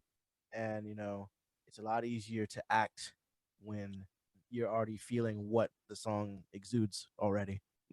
You know, whenever you're singing a sad song or whatever, especially even if it's about a event that happened in your past that you've already moved past, but now you have to place yourself back in that space to be able to perform it in the way it kind of needs to be done. But you know, I'll have that with like Plastic Omelet or whatever. Whenever we play that, I always gotta put myself back in like the space in like 2018 when it was written. Yeah. But whenever we're playing like fucking like Exist What Breaks, I'm having a good ass time on stage, and that's when I'm just like, yeah, I'm here, we're doing it. Yeah. So I'm happy to be in this traffic. Yeah. You know what? No, that one's angry. just for that. But no, yeah. It's funny with Plastic Omelet, because I remember when we recorded like that, my vocal part on that second verse, it's like I was like going through it, tracking that. Like I took the SM50 or the SM7B off the stand, was walking around the room fucking going through it, and then now I do it and I'm like, this song is goofy. Like I was really hurt over some shit that did not matter, but okay. But yeah, it's like I don't have to think about it now, so I can just have a fun time with it and still be like, yeah, I can get into it, but not like, you know, I don't gotta be sad about it anymore. But yeah, you gotta have that balance for sure. And I think our new record has, I mean, we haven't written all the lyrics yet, but just vibes. It's like it has a lot of happy in it, but it has a lot of, you know, like diverse. The whole, like, at least for like the stuff that I'm writing lyrically, if it's sad, it doesn't stay sad. That's all. Like that's the whole ideal, I think, at least for me. It's just like you don't have to stay there. It's good to get it out, but you don't have to stay there. So that's what I'm going to try to do. Yeah. All right. I mean, for you guys at this point, 6 years in, with the music that you're making and like growing up being a fan of it, like where do you guys see yourself in like 6 years from this? Like if you guys could just like control the paintbrush of your like artistic career, like, you know, if you had a 6-year plan, like from now, based on what you've learned and educated yourself with, and, you know, where do you guys see yourself in 6 years? Still doing it, really. As long as we're still doing it, I'm cool. But it'd be cool to be like doing it to a level where we can like, even if not fully support ourselves off of it, like mostly. Yeah. So we can just like be part-time in other aspects of our like life when it comes to like money and shit. But like really just as long as we're doing it, I don't care. Like yeah. I would say it's just like even where we're at right now, or like where we're kind of moving towards, especially when it comes to this third record, in the sense that, you know, this will be, we've already done the whole tracking ourselves on Speaking to Existence and Speak Less and shit.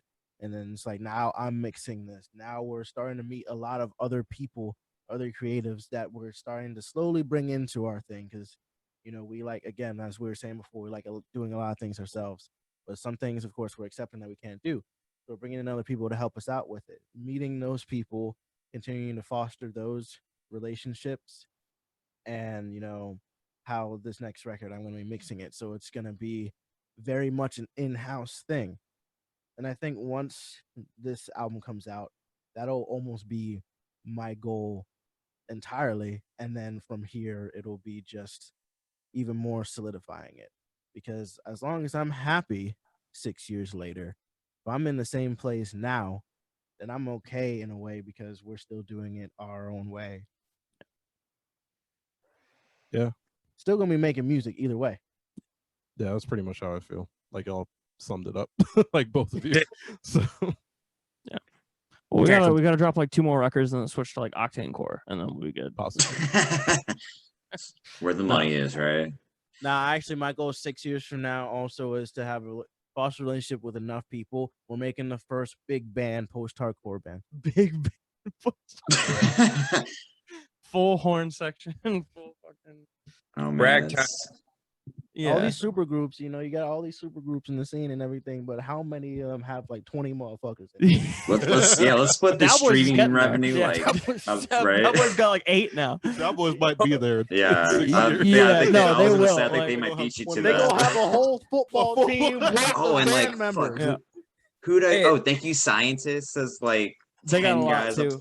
Yeah, I think you might have been beat to that big band thing, but hey, I mean, but they don't have like a whole. They don't got like the stands. Okay, like, we need like the stairs. They're small band. You're gonna be big band, all right? No, we need like the straight up 20 people, like 12-piece horn section. Have a guy directing it too, like in the front. We gotta make a record with John Williams. Yeah, that's the goal. We're gonna be the scene snarky puppy. They have like alternate members that play on certain songs. We gotta have that. It's like people swap. They're going after Quincy Jones' spot, bro. Fuck, what was that band? Polyphonic Spree, right? No, I don't know. As long as we're doing shit though, for real though, it's like just having fun with it. Hell yeah, playing shows and touring every once in a while at least. Glad that you guys want to be like that though. Like I've had bands on here where they're dudes are like, oh, we're ready to hang it up, bro. It's over, man. I can't do another year of this. Like I don't know what I've had some depressed fuckers. It's like I get it because it gets like I've never been to the point where I'm like, oh, I hate these guys that I play music with, but it's like you definitely get to the point where you're like, I'm tired of working on an album. I just want it to be out. Like I'm tired of writing for this project, but then you finish it and put it out. And then you're like, cool, now I'm good to start again. Like, it's just like that, like holding pattern. Yeah, you get like 70% of the way through it, and you're like, oh God. But then you finish it, and it's cool. So it's like you just gotta push through it. But generally, it's like it's fun. So it's like the positives outweigh the like exhaustion that comes with making an album a lot of the time. So plus, like songs are cool. Like I think all these songs are really good, so I'm stoked on it now. I guess like from my experience, it's like writing music is like doing a puzzle, basically. It's like there's like a lot of like rewards for like sticking with it and like putting and like figuring it out, basically, is more I think what it is than it is. I guess if you find joy in like doing that, I think that's kind of like the joy comes from it. Yeah, that's for sure. Part. Exactly. I know for me, it's just like it always gives me purpose to my day to day, Just like even, job sucks or whatever. I hate going to work and whatnot, but at least, as much as it is sometimes when I'm just like, damn, I'm too fucking tired to work on this record after work. But, I'm thinking about this band every single day in some aspect. And, I would much rather have that in my life and continue to have it in my life than somebody that, just the living for the weekend or whatever. You go to work, go home, do your shit, go back and, see a couple people on the weekend, but I get to do this all the time. It's fun for sure. And it's like you said, it's rewarding. Like once it comes out, once it's done, once you hear it and everything, you're like, all right, it's cool. And it's not like you guys write good shit, so it's not like you ain't writing bullshit and you're just like, fuck, why did I make this? Well, we write some bullshit, but it usually doesn't make it to the record. Well, one of these singles is to be some bullshit. There's one that like Yeah, I tracked guitar for it the other day. And I was like, I'm never fucking playing this again. This is stupid. Like, But it's hard as shit. oh, though. it's sick. Like it sounds great, but yeah, it's like it was one of like David's primary one. Like he wrote most of it, and it's just like he writes some wild shit sometimes, and it's like, man, I don't want. I'm looking forward to when that one comes out. Yeah, I don't Watch think biggest hit, and you got to play it every night. Nah, no, still no, nah, still I no. will reject. No, I playing literally that. I recorded it like 2-3 notes at a time because I was like, I'm not doing it. And it's not even like it's super shreddy or fast or anything. It's just stupid. Like it's like literally. You guys gonna end up being like Radiohead and Creep, man. It's gonna be your track. You're like, You're no, Creep. I don't want to play it. You could say we're already at that point, at least for David. Yeah, David hates playing what's good. Yeah, David hates playing what's good, but he'll do it every time. Yeah, But he like knows we he'll have hate to. it up until the point where we actually play it. And Yeah, then he sits over especially- there, and you look at his face, and he's like, "Yeah," it's like, "Yeah, you're fine." You'll be especially okay. well nowadays, because of course when we started playing that in 2016, where we're just like a really small local band, people aren't gonna know our songs and whatnot. But at this point now, where we're finally getting to a point where people are coming to our shows that actually know our shit, playing what's good is a fucking blast. Yeah. So it's the same. What's Like really again, I'm sorry. I said, what's really good though? Yeah. Playing that song, people know it. That's what's really good. Yeah. Well, that's the Yeah. thing too with like, look, Louisiana Purchase is like not the most fun one to play for me, but like I like playing it live because people know it. So it's like I don't ever not want to play that song now. But like Yeah, if I'm not gonna sit down and play it at home. But you know, I'll play it at a show and it's fun because people fucking pop off for it. So Feed off the energy. Yeah, it's like yeah, so We're gonna be playing that one for a minute. So. no, that's what I'm saying. It's like, I have no problem playing it because it's fun to play live. You acting out of pocket. Yeah. you just gotta like keep putting out songs until like you can like replace it. I guess. I to don't want something to. bigger. That's what I'm saying though. It's like I don't want to replace it. It's just, yeah. It's I like think- it may not be the most fun song to play, but it's like it's fun to play. It's in like, front of yeah. people. I think since it's your like it is it still it last time I checked it was like a week or so ago, but it was like your top played song. So I guess Well, like it's Still the top one, yeah, By by far. by a lot. when's part 2 coming out? Not I don't directly, know. but we have a song on the record that like captures a similar, like it's a different energy because it's pulling from a different type of music, but it's like a similar like. You know how them kids they love that part 2. That part 2. Well, that we did part- Untitled Part 2, and no one gave a fuck. So, Yeah, I know. so but Well, again, we did a part 2 for a song that's the least streamed on the first record. that was the error right there. You should Yeah. did it. Yeah.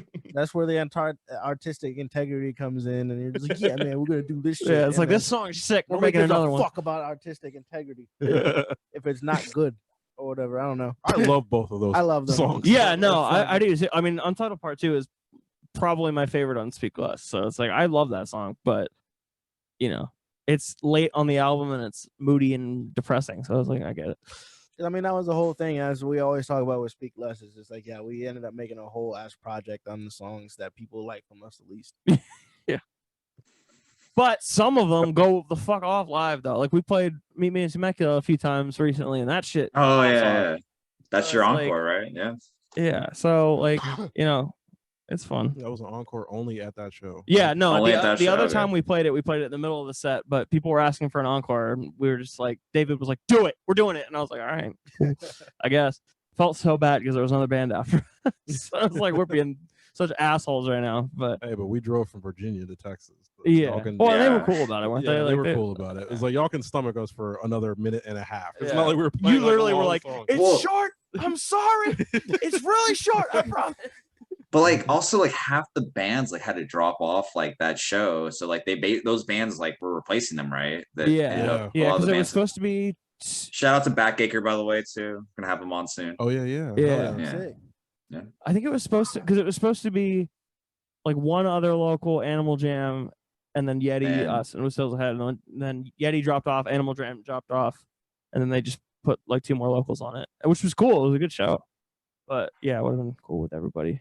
But I know Yeti still came out though, so that was cool. Yeah. Yeah, Yeti did like Nice for them to do half that. animal, maybe not half, like at least two people. Yeah, I knew some of them did. I don't think I got to Yeah. talk to them, but they were there. Yeah, it's cool. But Yeah, I mean, like, you know, whatever. Texas is cool. Texas is like favorite place to play for sure. Oh, well, y'all better come back for sure. We'll do it. We want to do like Absolutely. just a week of Texas, like at some All point, right. because like there were so many people that were like, "Oh, I drove 8 hours," and it's like, "All right, well, next time we gotta come to you." If y'all do a week of Texas, like I'll try to make all those shows for sure. Like, Oh yeah. I mean, like, and there's like a lot of big cities you do, like Dallas and like San Antonio, Austin, Houston. You can like hit a Yeah, lot of shit exactly. for sure. Yeah, I gotta Yeah. hit at least of those like big 4. Y'all got a cities. big fucking Yeah, state. I guess so- Fort Worth too, if you really want. You can, and like, No, we Yeah. gotta go to Fort Worth. We used to live over there. Oh damn. you used to live in Fort Worth, Yeah, like Not near know that. Fort Worth. Not Yeah, like, I mean, our Oh. like all of our extended family is like in Texas, so it's just. Oh, okay. Wait, where'd y'all live? Like by Fort Worth? Parker Heights, I think. Oh If yeah. I recall. Trying to think I where was that is. really young. All Like right. he wasn't even born yet. Yeah, I wasn't born yet. Like, so, like, yeah, but it was like I was really young. He wasn't born yet. My parents still have a house down there, actually. Oh really? Yeah, they do. Like nothing crazy, but yeah. But yeah, all our families down there. They're in like Dallas and Houston area. Dallas and Houston area, and then I remember my we were- dad's from Crockett. Like it's a real small town. Oh, Crockett. Yeah. Oh, you actually know Crockett? I've I'ma tell heard him- of Crockett. I'm I'ma trying. tell Can't think him. of where it is, but I mean, Yeah, like, yeah, I yeah. know. I'm gonna tell him you said that because he like every time we say Crockett, everyone's like, "Who? Where?" Like, Yeah. I remember we were driving somewhere on the highway, and you were like, "Oh, this is where we used to like." that's where my grandma lives. Yeah, like we were driving down 45, from Denton going to the Houston show. We were like, "Oh fuck, that's her exit." That's her exit right And there. it hit like our mind just like out of nowhere. Even though I haven't been there in a while. So. Oh, East Texas. All right. Wait, did you Mhm. say Parker Hill? Or did you say Cockrell Hill? We Harker Heights, I think is where it Parker was. Heights. Okay. Yeah. All right. I Yeah, I don't think. know that one, but Yeah. It's like a suburb of Fort Worth. yeah. I got you. Yeah. That's where everything is. Just a bunch of like little suburbs. Though. Yeah, in exactly. Texas. And Yeah. that's how it is So, up here too. It's like everything's a suburb of DC or Baltimore or Pretty Richmond or whatever. both, or yeah. Or it's just bumfuck nowhere. Yeah, or it's and the Yeah. spots in between. Yeah. All right. I mean, it's probably how it is in a lot of places, honestly, in the United States. Yeah, Yeah, To be honest. for sure. it's pretty spread out. Yeah, I would definitely love to catch y'all doing a whole Texas like tour for sure. That would be awesome. I'm Yeah. gonna say I hope we can do it next year at the very least. Yeah, All right. just We'll see. Take a week and get Hell, out there. well, And like definitely a lot of awesome bands that are in the area that I think could definitely support or like be on that tour too. Like Oh yeah. shout Animal Jam, Lilac Kings, Cat Bamboo, shout out to all of them. Yeah, we for played sure. with Animal or not Animal Jam. We played with Lilac Kings in Oklahoma, which was Yeah, cool. that's Yeah. They're nice guys. For sure. Yeah. We just I had think Kevin Ryan, show the other yeah, day. we just did. I totally forgot about that one. I mean, edit that tonight. Oh, for yeah. sure. Oh, nice. Oh yeah. Yeah. Kai's he's a sweetheart. That's one of He the is. nice. He's super cool. Yeah. I forgot. Fortunately, Also, I fell asleep, so I couldn't. It's all good. Hey, you're not the only one that fell asleep. Like I think we were During- supposed to have Peel on that episode too, and he fell asleep Who? too. Like I got a baby, man. I closed my eyes and then it took me. Yeah. No, I went too hard with my San Antonio friends because I was catching that Strawberry Girls Thank You Scientist show. And Yeah. Oh, yeah. yeah. Shout out Strawberry Girls. Thanks for the guest list on that. Oh yeah. Nice. I don't know. I didn't get guest listed, but it was all good. No, he why did they it. He mentioned did it. He You did, paid- but I tour, already though. bought a ticket because I was like, I'm not fucking around with this. I'm just gonna like make sure I get in for sure. That's love, though. You know, he did Yeah, it. no, they're really cool for sure. And Ben's a nice shout guy. out to Joel, their roadie or merch guy, I guess, for this tour. He's super cool too. You got to get his band on. I forgot what they're called, but Always take care of your roadies and merch guys out there in music land. oh, they do for sure.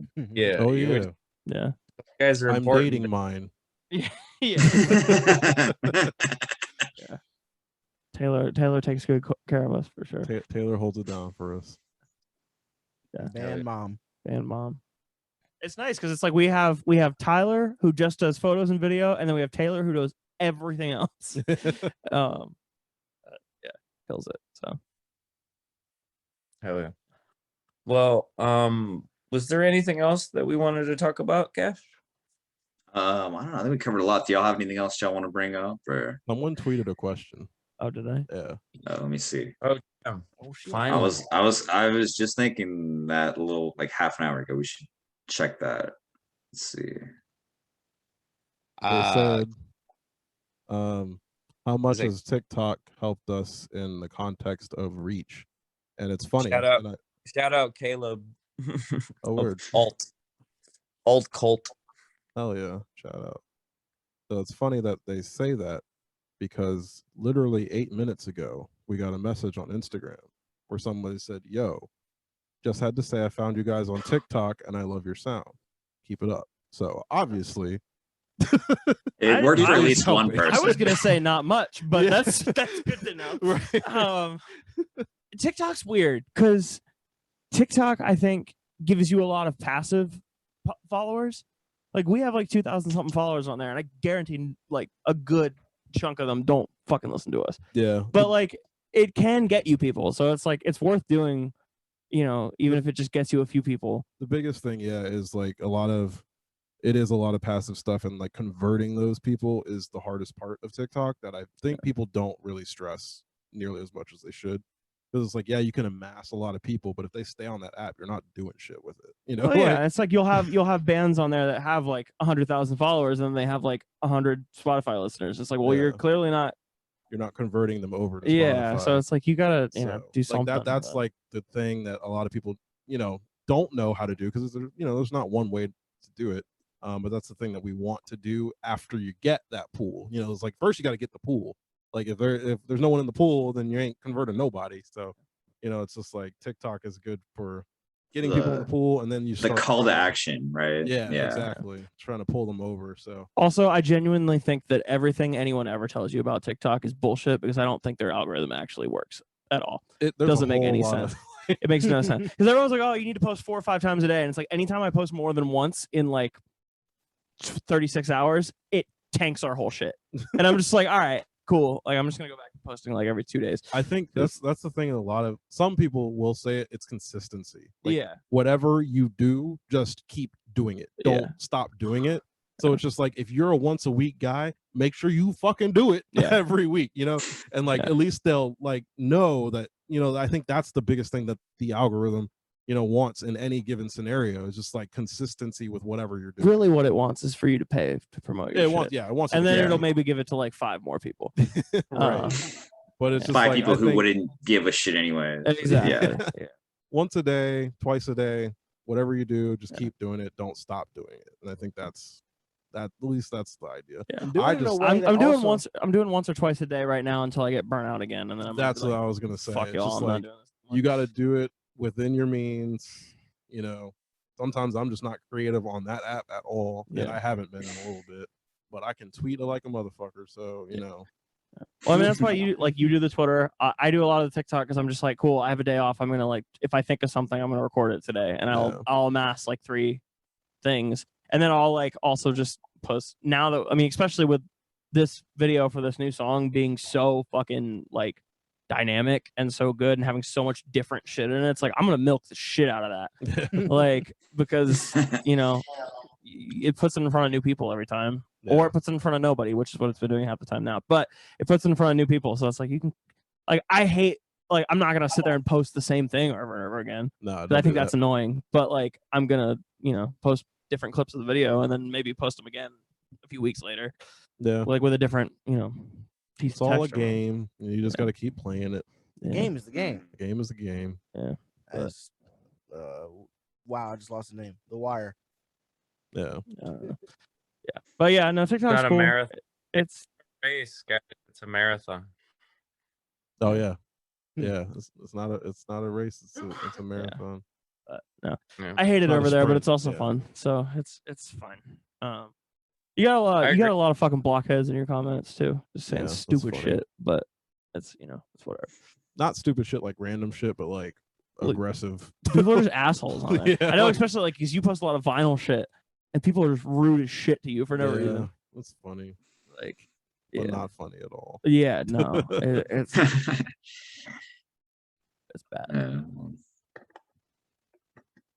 I guess we're gonna try to start doing more TikTok for sure. I'm a little bit afraid, but honestly, whatever. Who cares? Just do it. You gotta dive in. Yeah, I know. I've been putting it off for sure, but like, rip that Band-Aid and just pretty much do whatever you got. Yeah. Oh yeah, I mean, I thank y'all in person, but like, thank y'all for helping or like being so involved with like March Madness this year. That was like, y'all definitely made that a lot more fun for sure. I'm glad. And I wish y'all beat Senses Fail, to be honest. Yeah, we tried. It's okay. I understand. The Let It Fold was classic. Yeah, they got a lot of points, so it's okay. And I was like, they probably got a shot because everyone's mad at Senses Fail, but I guess they it was the right time. It was the right time for it to happen, and I think we got close. We did pretty good. We okay. Pretty close, like some of the other bands that got like shut out. Like, so. And like, I mean, Adventure against those criminals in Dance Gavin Dance. You guys put up a good fight though. I mean, Seafloor Cinema wiped out real quick. I know, and I was like, Seafloor can definitely beat them if they give a fuck, but then they didn't give a fuck, and so it's tough. And like, I think Seafloor Pulse's matchup would have been awesome. It would have been great. I think just Seafloor. It's not that they didn't give a fuck. Well, weren't they on tour? I think. Yeah, they were on tour, and it's like they don't. Which I get, because I'm gonna be honest, if we had been on tour, we wouldn't probably put as much effort into it. Because it's like you're on tour and you're just like, I remember the whole time we were just like, I don't give a fuck about Twitter or like Facebook or anything right now. Like, just live in the moment. Yeah.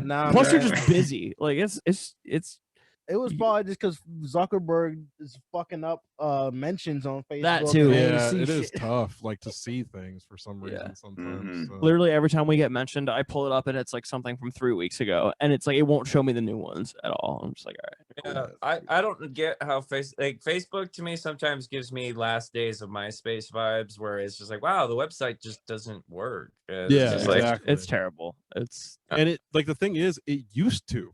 Like, I remember when we like first started, like that's all we were doing was like Facebook stuff and like boosting posts and like getting good engagement and talking to people, and like Facebook events were cool to like set up all your shows and everything like that. And then all of a sudden, like after like they started integrating all these different ad platforms, and then once Meta came through, we were just like, fuck this. Yeah, they tried to make it too complicated. Yeah, it's like, well, I know for a while they started making it so you had to pay to even get it to go to all your followers. And it was like, well, what's the fucking point of following people if I'm not going to see it unless they pay for it? Like, that's stupid.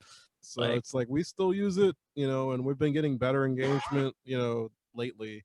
So it's like, yeah, obviously use any tool that you got on your Swiss Army knife, but that one's kind of a little rusty.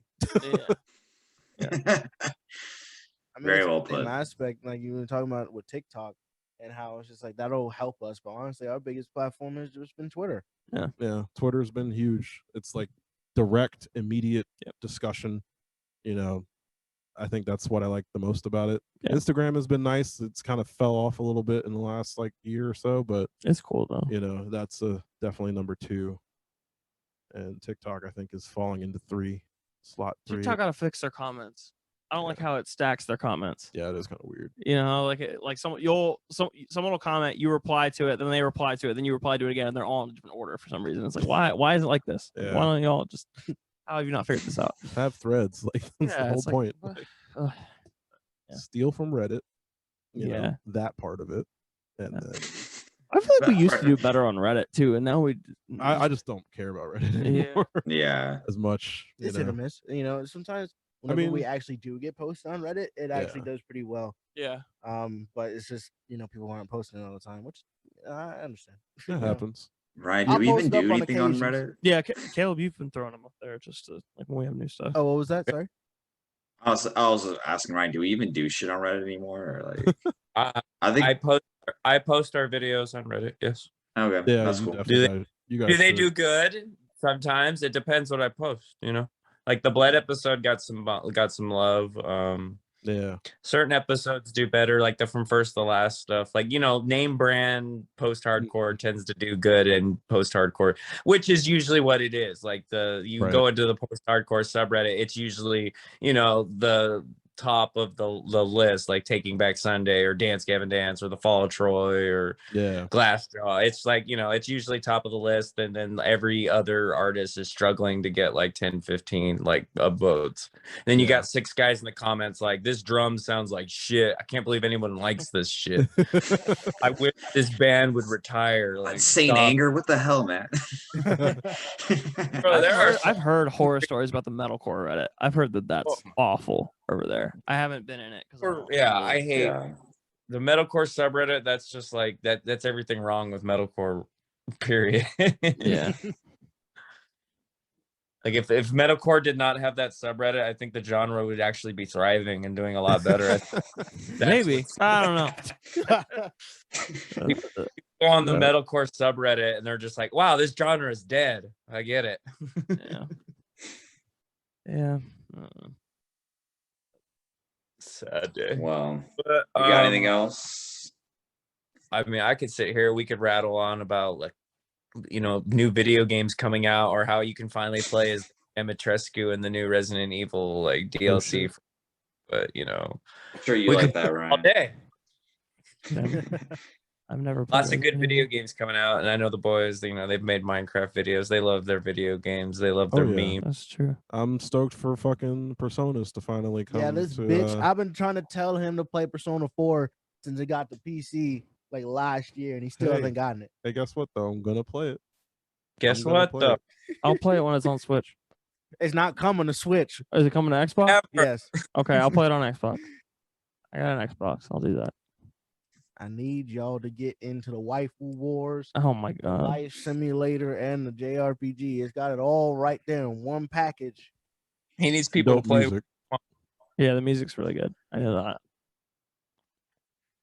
I don't know. I don't even know what's coming out. The Pokemon game looks pretty good. That's about all I got, to be honest, video game wise.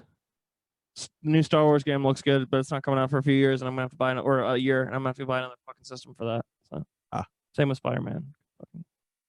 I gotta play that first one still, and the Miles Morales one. It's good. I believe in you. Yeah, I just don't want to buy a fucking PS5, but I'm gonna have to, and I don't want to do it. Gang. It's expensive. Well, I think the chip shortage might not be as big of a deal soon, so they might actually be like affordable. Hopefully, coming if out. it's We'll like see. you know, if it's like, because isn't it supposed to be like 200 and something? But it's never that because it's What? I don't know about that. Well, like, and then everyone bought them up and are that's what I reselling thought them. it was originally. It Yeah. was like 300 or something like that. Maybe 3. No, the PS5. I don't think it was Yeah. ever 200. It's 400. It's 400. All right, It's well, 400 for the discless version and 500 for the. oh fuck a disc. I don't need a disc. I don't need that. I just wanted to play Star Wars and Spider-Man games. That's all I need. To be honest. I think when I get a PS5, should the day ever come, I'm definitely going to go out of my way to make sure I get the disc version, because I really don't want them to eliminate discs. Because looking back, without VHSs and like, you know, like vinyl's back for like, just because like we created that need for vinyl. But I feel like if we let them get rid of discs, like then they're just going to be able to cut our content off whenever they feel like it. Because like it's like that Silent Hills thing. PT, like you can't get. I forgot about that. And it's just like, I don't want someone to flip a switch and being like, you can't play that game you paid for anymore. Sorry. Yeah, it scares me. Yeah, that's entirely fair. That's why I refuse to use Pro Tools. They do that on there. Stupid. It doesn't make sense. Why limit people from what they like own? Like you can't create kind of like. Isn't that a Photoshop problem too? Don't they have a like subscription? Yeah, I mean, I do it just because I'm. Well, like, yeah, but you use it all the time. I'm lazy, so but yeah, it's like I actually do use it monthly, and I would cut it off if I needed to. But yeah, it is dumb how you can't buy. I don't think you can. Period. Actually, at this point, buy Photoshop outright. You just have to subscribe to it, which is dumb. Stupid. Dumb. Pirate it. Allegedly. Allegedly. Pulse Alleged. supports piracy. Allegedly. We're gonna New do a collab with Ailstorm next. New album's gonna be called Allegedly. Allegedly. Hey, pirate our music. Hell, Yeah, fuck it. Yeah, that's okay. I remember I was so bummed when Pirate Bay went down just because they would always post our shit. Yeah, when Kingdom Leaks, I That's what I meant. still Pirate Bay. remember when our album got posted on Kingdom Leaks, I was like, we made it, y'all. Yeah, Yeah. that was the tightest shit. With my music, yeah, I know that. Like when your music's on Kingdom Leaks, it's like a rite of passage because it's just like you're up there with like everybody. Like it's Someone just, cared enough to rip this. Yeah, like, if someone cares enough to steal it, then it's worth it. Yeah. And we got a number of listeners off of that shit, so I'm grateful. Pirate the music, I don't care. Listen to my shit. Please. Kingdom Leaks is still around. It's just a Discord now. That's all. Isn't there someone that is trying to sell one of our vinyl for like more than we sell them for? There was, that shit. Don't do that though. That's someone was trying to sell. Like I was speaking to existence, right? Yeah, speaking into we still existence have it for $30. I'm like, dog, we are selling it for $25. Don't do that. Yeah, we still have the same record, like the same variant. He's trying to flip it for $5. Yeah. Like, come on now. Did you say you were gonna buy it? I'm probably, if it's still up there, I'm gonna buy it and just sell it back or give it to somebody because I'm just like, don't do that. Sell it and raffle it off or something. Like, isn't there like a vinyl website that like increases the price of your vinyls based on like the highest sold online? Yeah, like Discogs. Yeah, since I'm like a big vinyl collector, like I buy a lot of records off of there. Yeah, they like to inflate shit a lot, but it's usually for good reason. But not technically, technically, this person trying to sell your records has increased the value of your record by $5. Trying to flip. Yeah. Well, I mean, if they're not seeing the increase, I don't think it really matters, right? Yeah, that's like I'm not gonna increase our record by $5 because they did it. Wait, well, Bouquet's sold out now, so let's see. Let's see if people are trying to sell out on there. Finally charge sold out those. All you have to do is edge them out of the market, start selling them for $35, and then he actually will maybe sell one. That's the secret. I'm surprised more bands ain't doing this because whenever they do that whole like, hey y'all, we found this extra, like these extra pieces in the storage room, in the warehouse, in the warehouse. Nah, don't sell it on your merch. Go to these secondhand websites and secretly sell it for more money. Yeah. Don't sell it yourself. Go put it up on eBay. That happened actually very recently. I'm not gonna say who, but very, very well known, and we talked about him on this episode. Sense of fail. He got caught in his own Facebook group flipping his own record. So that's funny. That's so funny. I feel like shit. I don't know why I feel like it's senses fail, but I feel like it's senses fail. I think I have an idea, and I'm not going to say it though. Oh, okay. Like I have a strong idea because I know this person has these tendencies to do things to get money, but I'm not gonna, no, I know who you're talking about. I'm not gonna say it. I will say it after this episode. Yeah, is done, that makes sense. We do not burn bridges like that. But yeah, that's probably who it is. Oh man. Devious. It's tough out here. I respect it. It's the hustle mentality, and if you got it, that's good. That's cool. Don't get mad at Dad for making money. So on that note, we're about 2 hours in. I think we've rambled ourselves into a coma. Is there anything you guys want to talk about? Because usually when we end the episode, I mean, you did it last time you were here. We still do it these days too. We usually ask the guests. Do we still do that these days too? Honestly, sometimes it's season 3. We should keep the tradition alive. I know. I was thinking we don't ask about recent listens very much.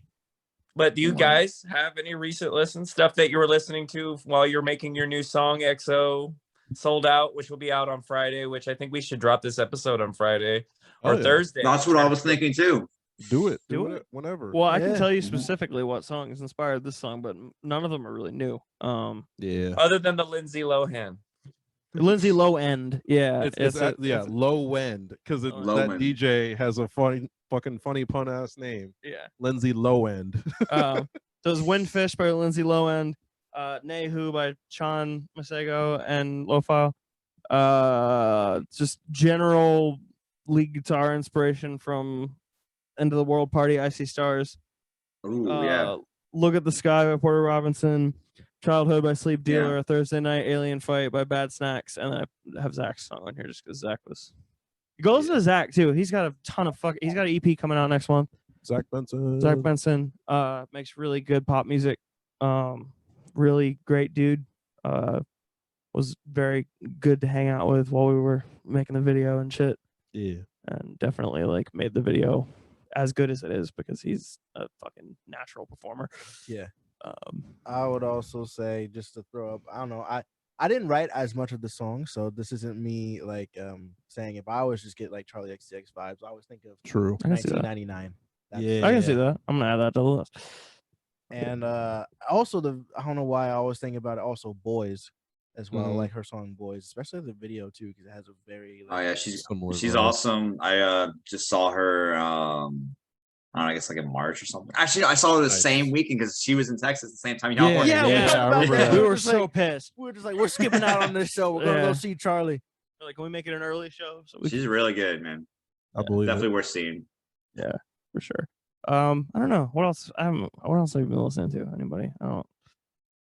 In general, or for that song? Just in general, like I don't know. For that song, man, that's pretty much it. But Fucking still Turnstile. I was gonna say also just for the sake of it, there's a Massive Attack teardrop joke on there on EXO. So yeah, just shout out to the house theme song, Massive Attack. Where? Teardrop. Huh? He says Massive Attack on it. Don't know where to go and got no map.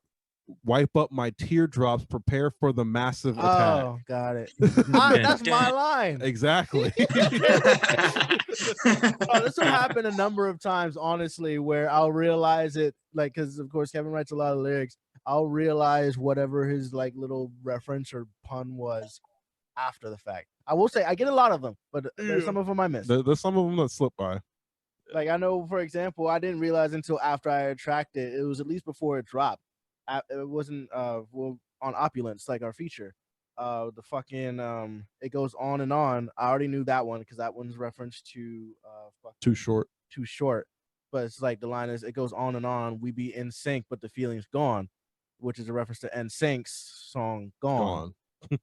Damn. Yeah. I didn't even catch that one. Yeah. Yeah. On references upon references and That's double good on one. top. What is it? Lyrics. Fuck. What is that play? Yeah. Whatever that website is, where you get to. Genius. Yeah, Lyrics Genius. Yeah. After this episode, go ahead and still in. Yeah, I'm gonna throw some stuff on Genius for sure. Like, All for right. the new single. But like I mean, we always do for like all our songs. Yeah. At least I think I've done most of them at this point. I'll send you some notes for the parts that I wrote. Yeah. But Hell yeah. yeah. Those the cool thing on this one too is like there's 3 lyric writers on this song, which is It's rare. 'Cause different. usually it's like Kevin does like 80-90% of the lyrics, then I'll do like a song here and there, and then like we'll collaborate on like parts of songs. But Yeah. it's usually just like one of us on a song with maybe a little help from 1 or 2 other people. But this one is like Zach wrote his parts, I wrote the pre-chorus, and you wrote the rest of it. Yeah. So it's like It's good. and Zach actually wrote his parts first, so we built off of him. Very sick. Uniform. Yeah. But I'm digging it, guys, and I'm very happy that you guys came down here today. It's always a pleasure Yeah. to have you on. I've always appreciated you guys reaching out to our pages. Of course. I don't ever mind liking like 60 videos of yours in a row or a million or 16,000 tweets in a row in the middle of the night. I'm sure you guys are used to it by now. But you Yeah. guys have always been a pillar of support to this podcast, to the scene, and to like any fan of yours. Like you guys deserve to be where you are because you're Thank a you. symbol of hard work in your community. Really, like for this scene, like I don't think there's very few bands that work as hard as y'all, and definitely deserve to pat yourselves on the back for that. I appreciate that a lot, man. It yeah, it's definitely great. 6 means a years lot. is a long time. 6 years is a very long time. It is for sure. And like, I think, let me see if I put this the right way. Our former guest David, who left, and like we still love him. It was like mutual. It was mutual. It was like he left because he wanted to pursue his own music. Mhm. He really loved that interview we did with y'all in 2020, and like I think it kind of inspired him some that y'all inspired him to like go out and like pursue his music career. So Hell yeah. That's what's cool. up. Yeah. That's really Yeah. cool. to Do hear. it, David. it's, Do it. yeah, exactly. Yeah, David. Do it. Yeah, shout out David Pottinger for sure. Yeah. Hell yeah. Pulses, pulses, Pottinger, Pottinger. But Yeah, I mean, oh, sorry. yeah. Other than that, that's pretty much like a wrap. Like, unless you guys want to shout out any more homies, or you guys got anything in the pipeline, like alongside EXO, if you got a new merch drop coming, anything you guys want, like the floor is yours. Be sure to shout out your socials so people can find you. All right, I will do a quick wrap because this is really long. Dinner time. And I hope people actually listen to it. Yeah. Quick wrap up. Okay, EXO comes out Friday. It's got a limited drop of 25 flash drives that look like credit cards and 50 t-shirts, and that's it. We ain't doing no more than that. So that's the merch drop for EXO. We're gonna have some more singles later in the year as we record them. There will be a record at the end of the year, I hope. If it doesn't happen, it doesn't happen, but that's what we're shooting for. Late this year, early next year. Sometime. But ideally the late goal. this year. Yeah, that's the goal. Twitter, Instagram, TikTok, all the socials at Pulses VA. Wow, I can't talk. I did take like 3 shots during this whole thing. Anyway, yeah, so Pulses VA, pulsesva.com, because we're going to start using that more. Exo Sold Out .online if you want to go to that single and video. Music video is going to come out on Friday too, at noon. EST. Yeah, EST. Yeah, that's true. Outside of that, shout out to What Sales Ahead. Shout out to Calling It On Fire. Shout out to Mecow. Shout out to Science Penguin. Shout out to Fake Bodies. Like Cal Style Boys. Cal Style Boys. I Met a Yeti. I Met a Yeti. Adventurer. Andreas. Just Indigos. Nightlife. Wave Break. Wave Break. Wave Break. Yeah. Circuit. Blind Equation.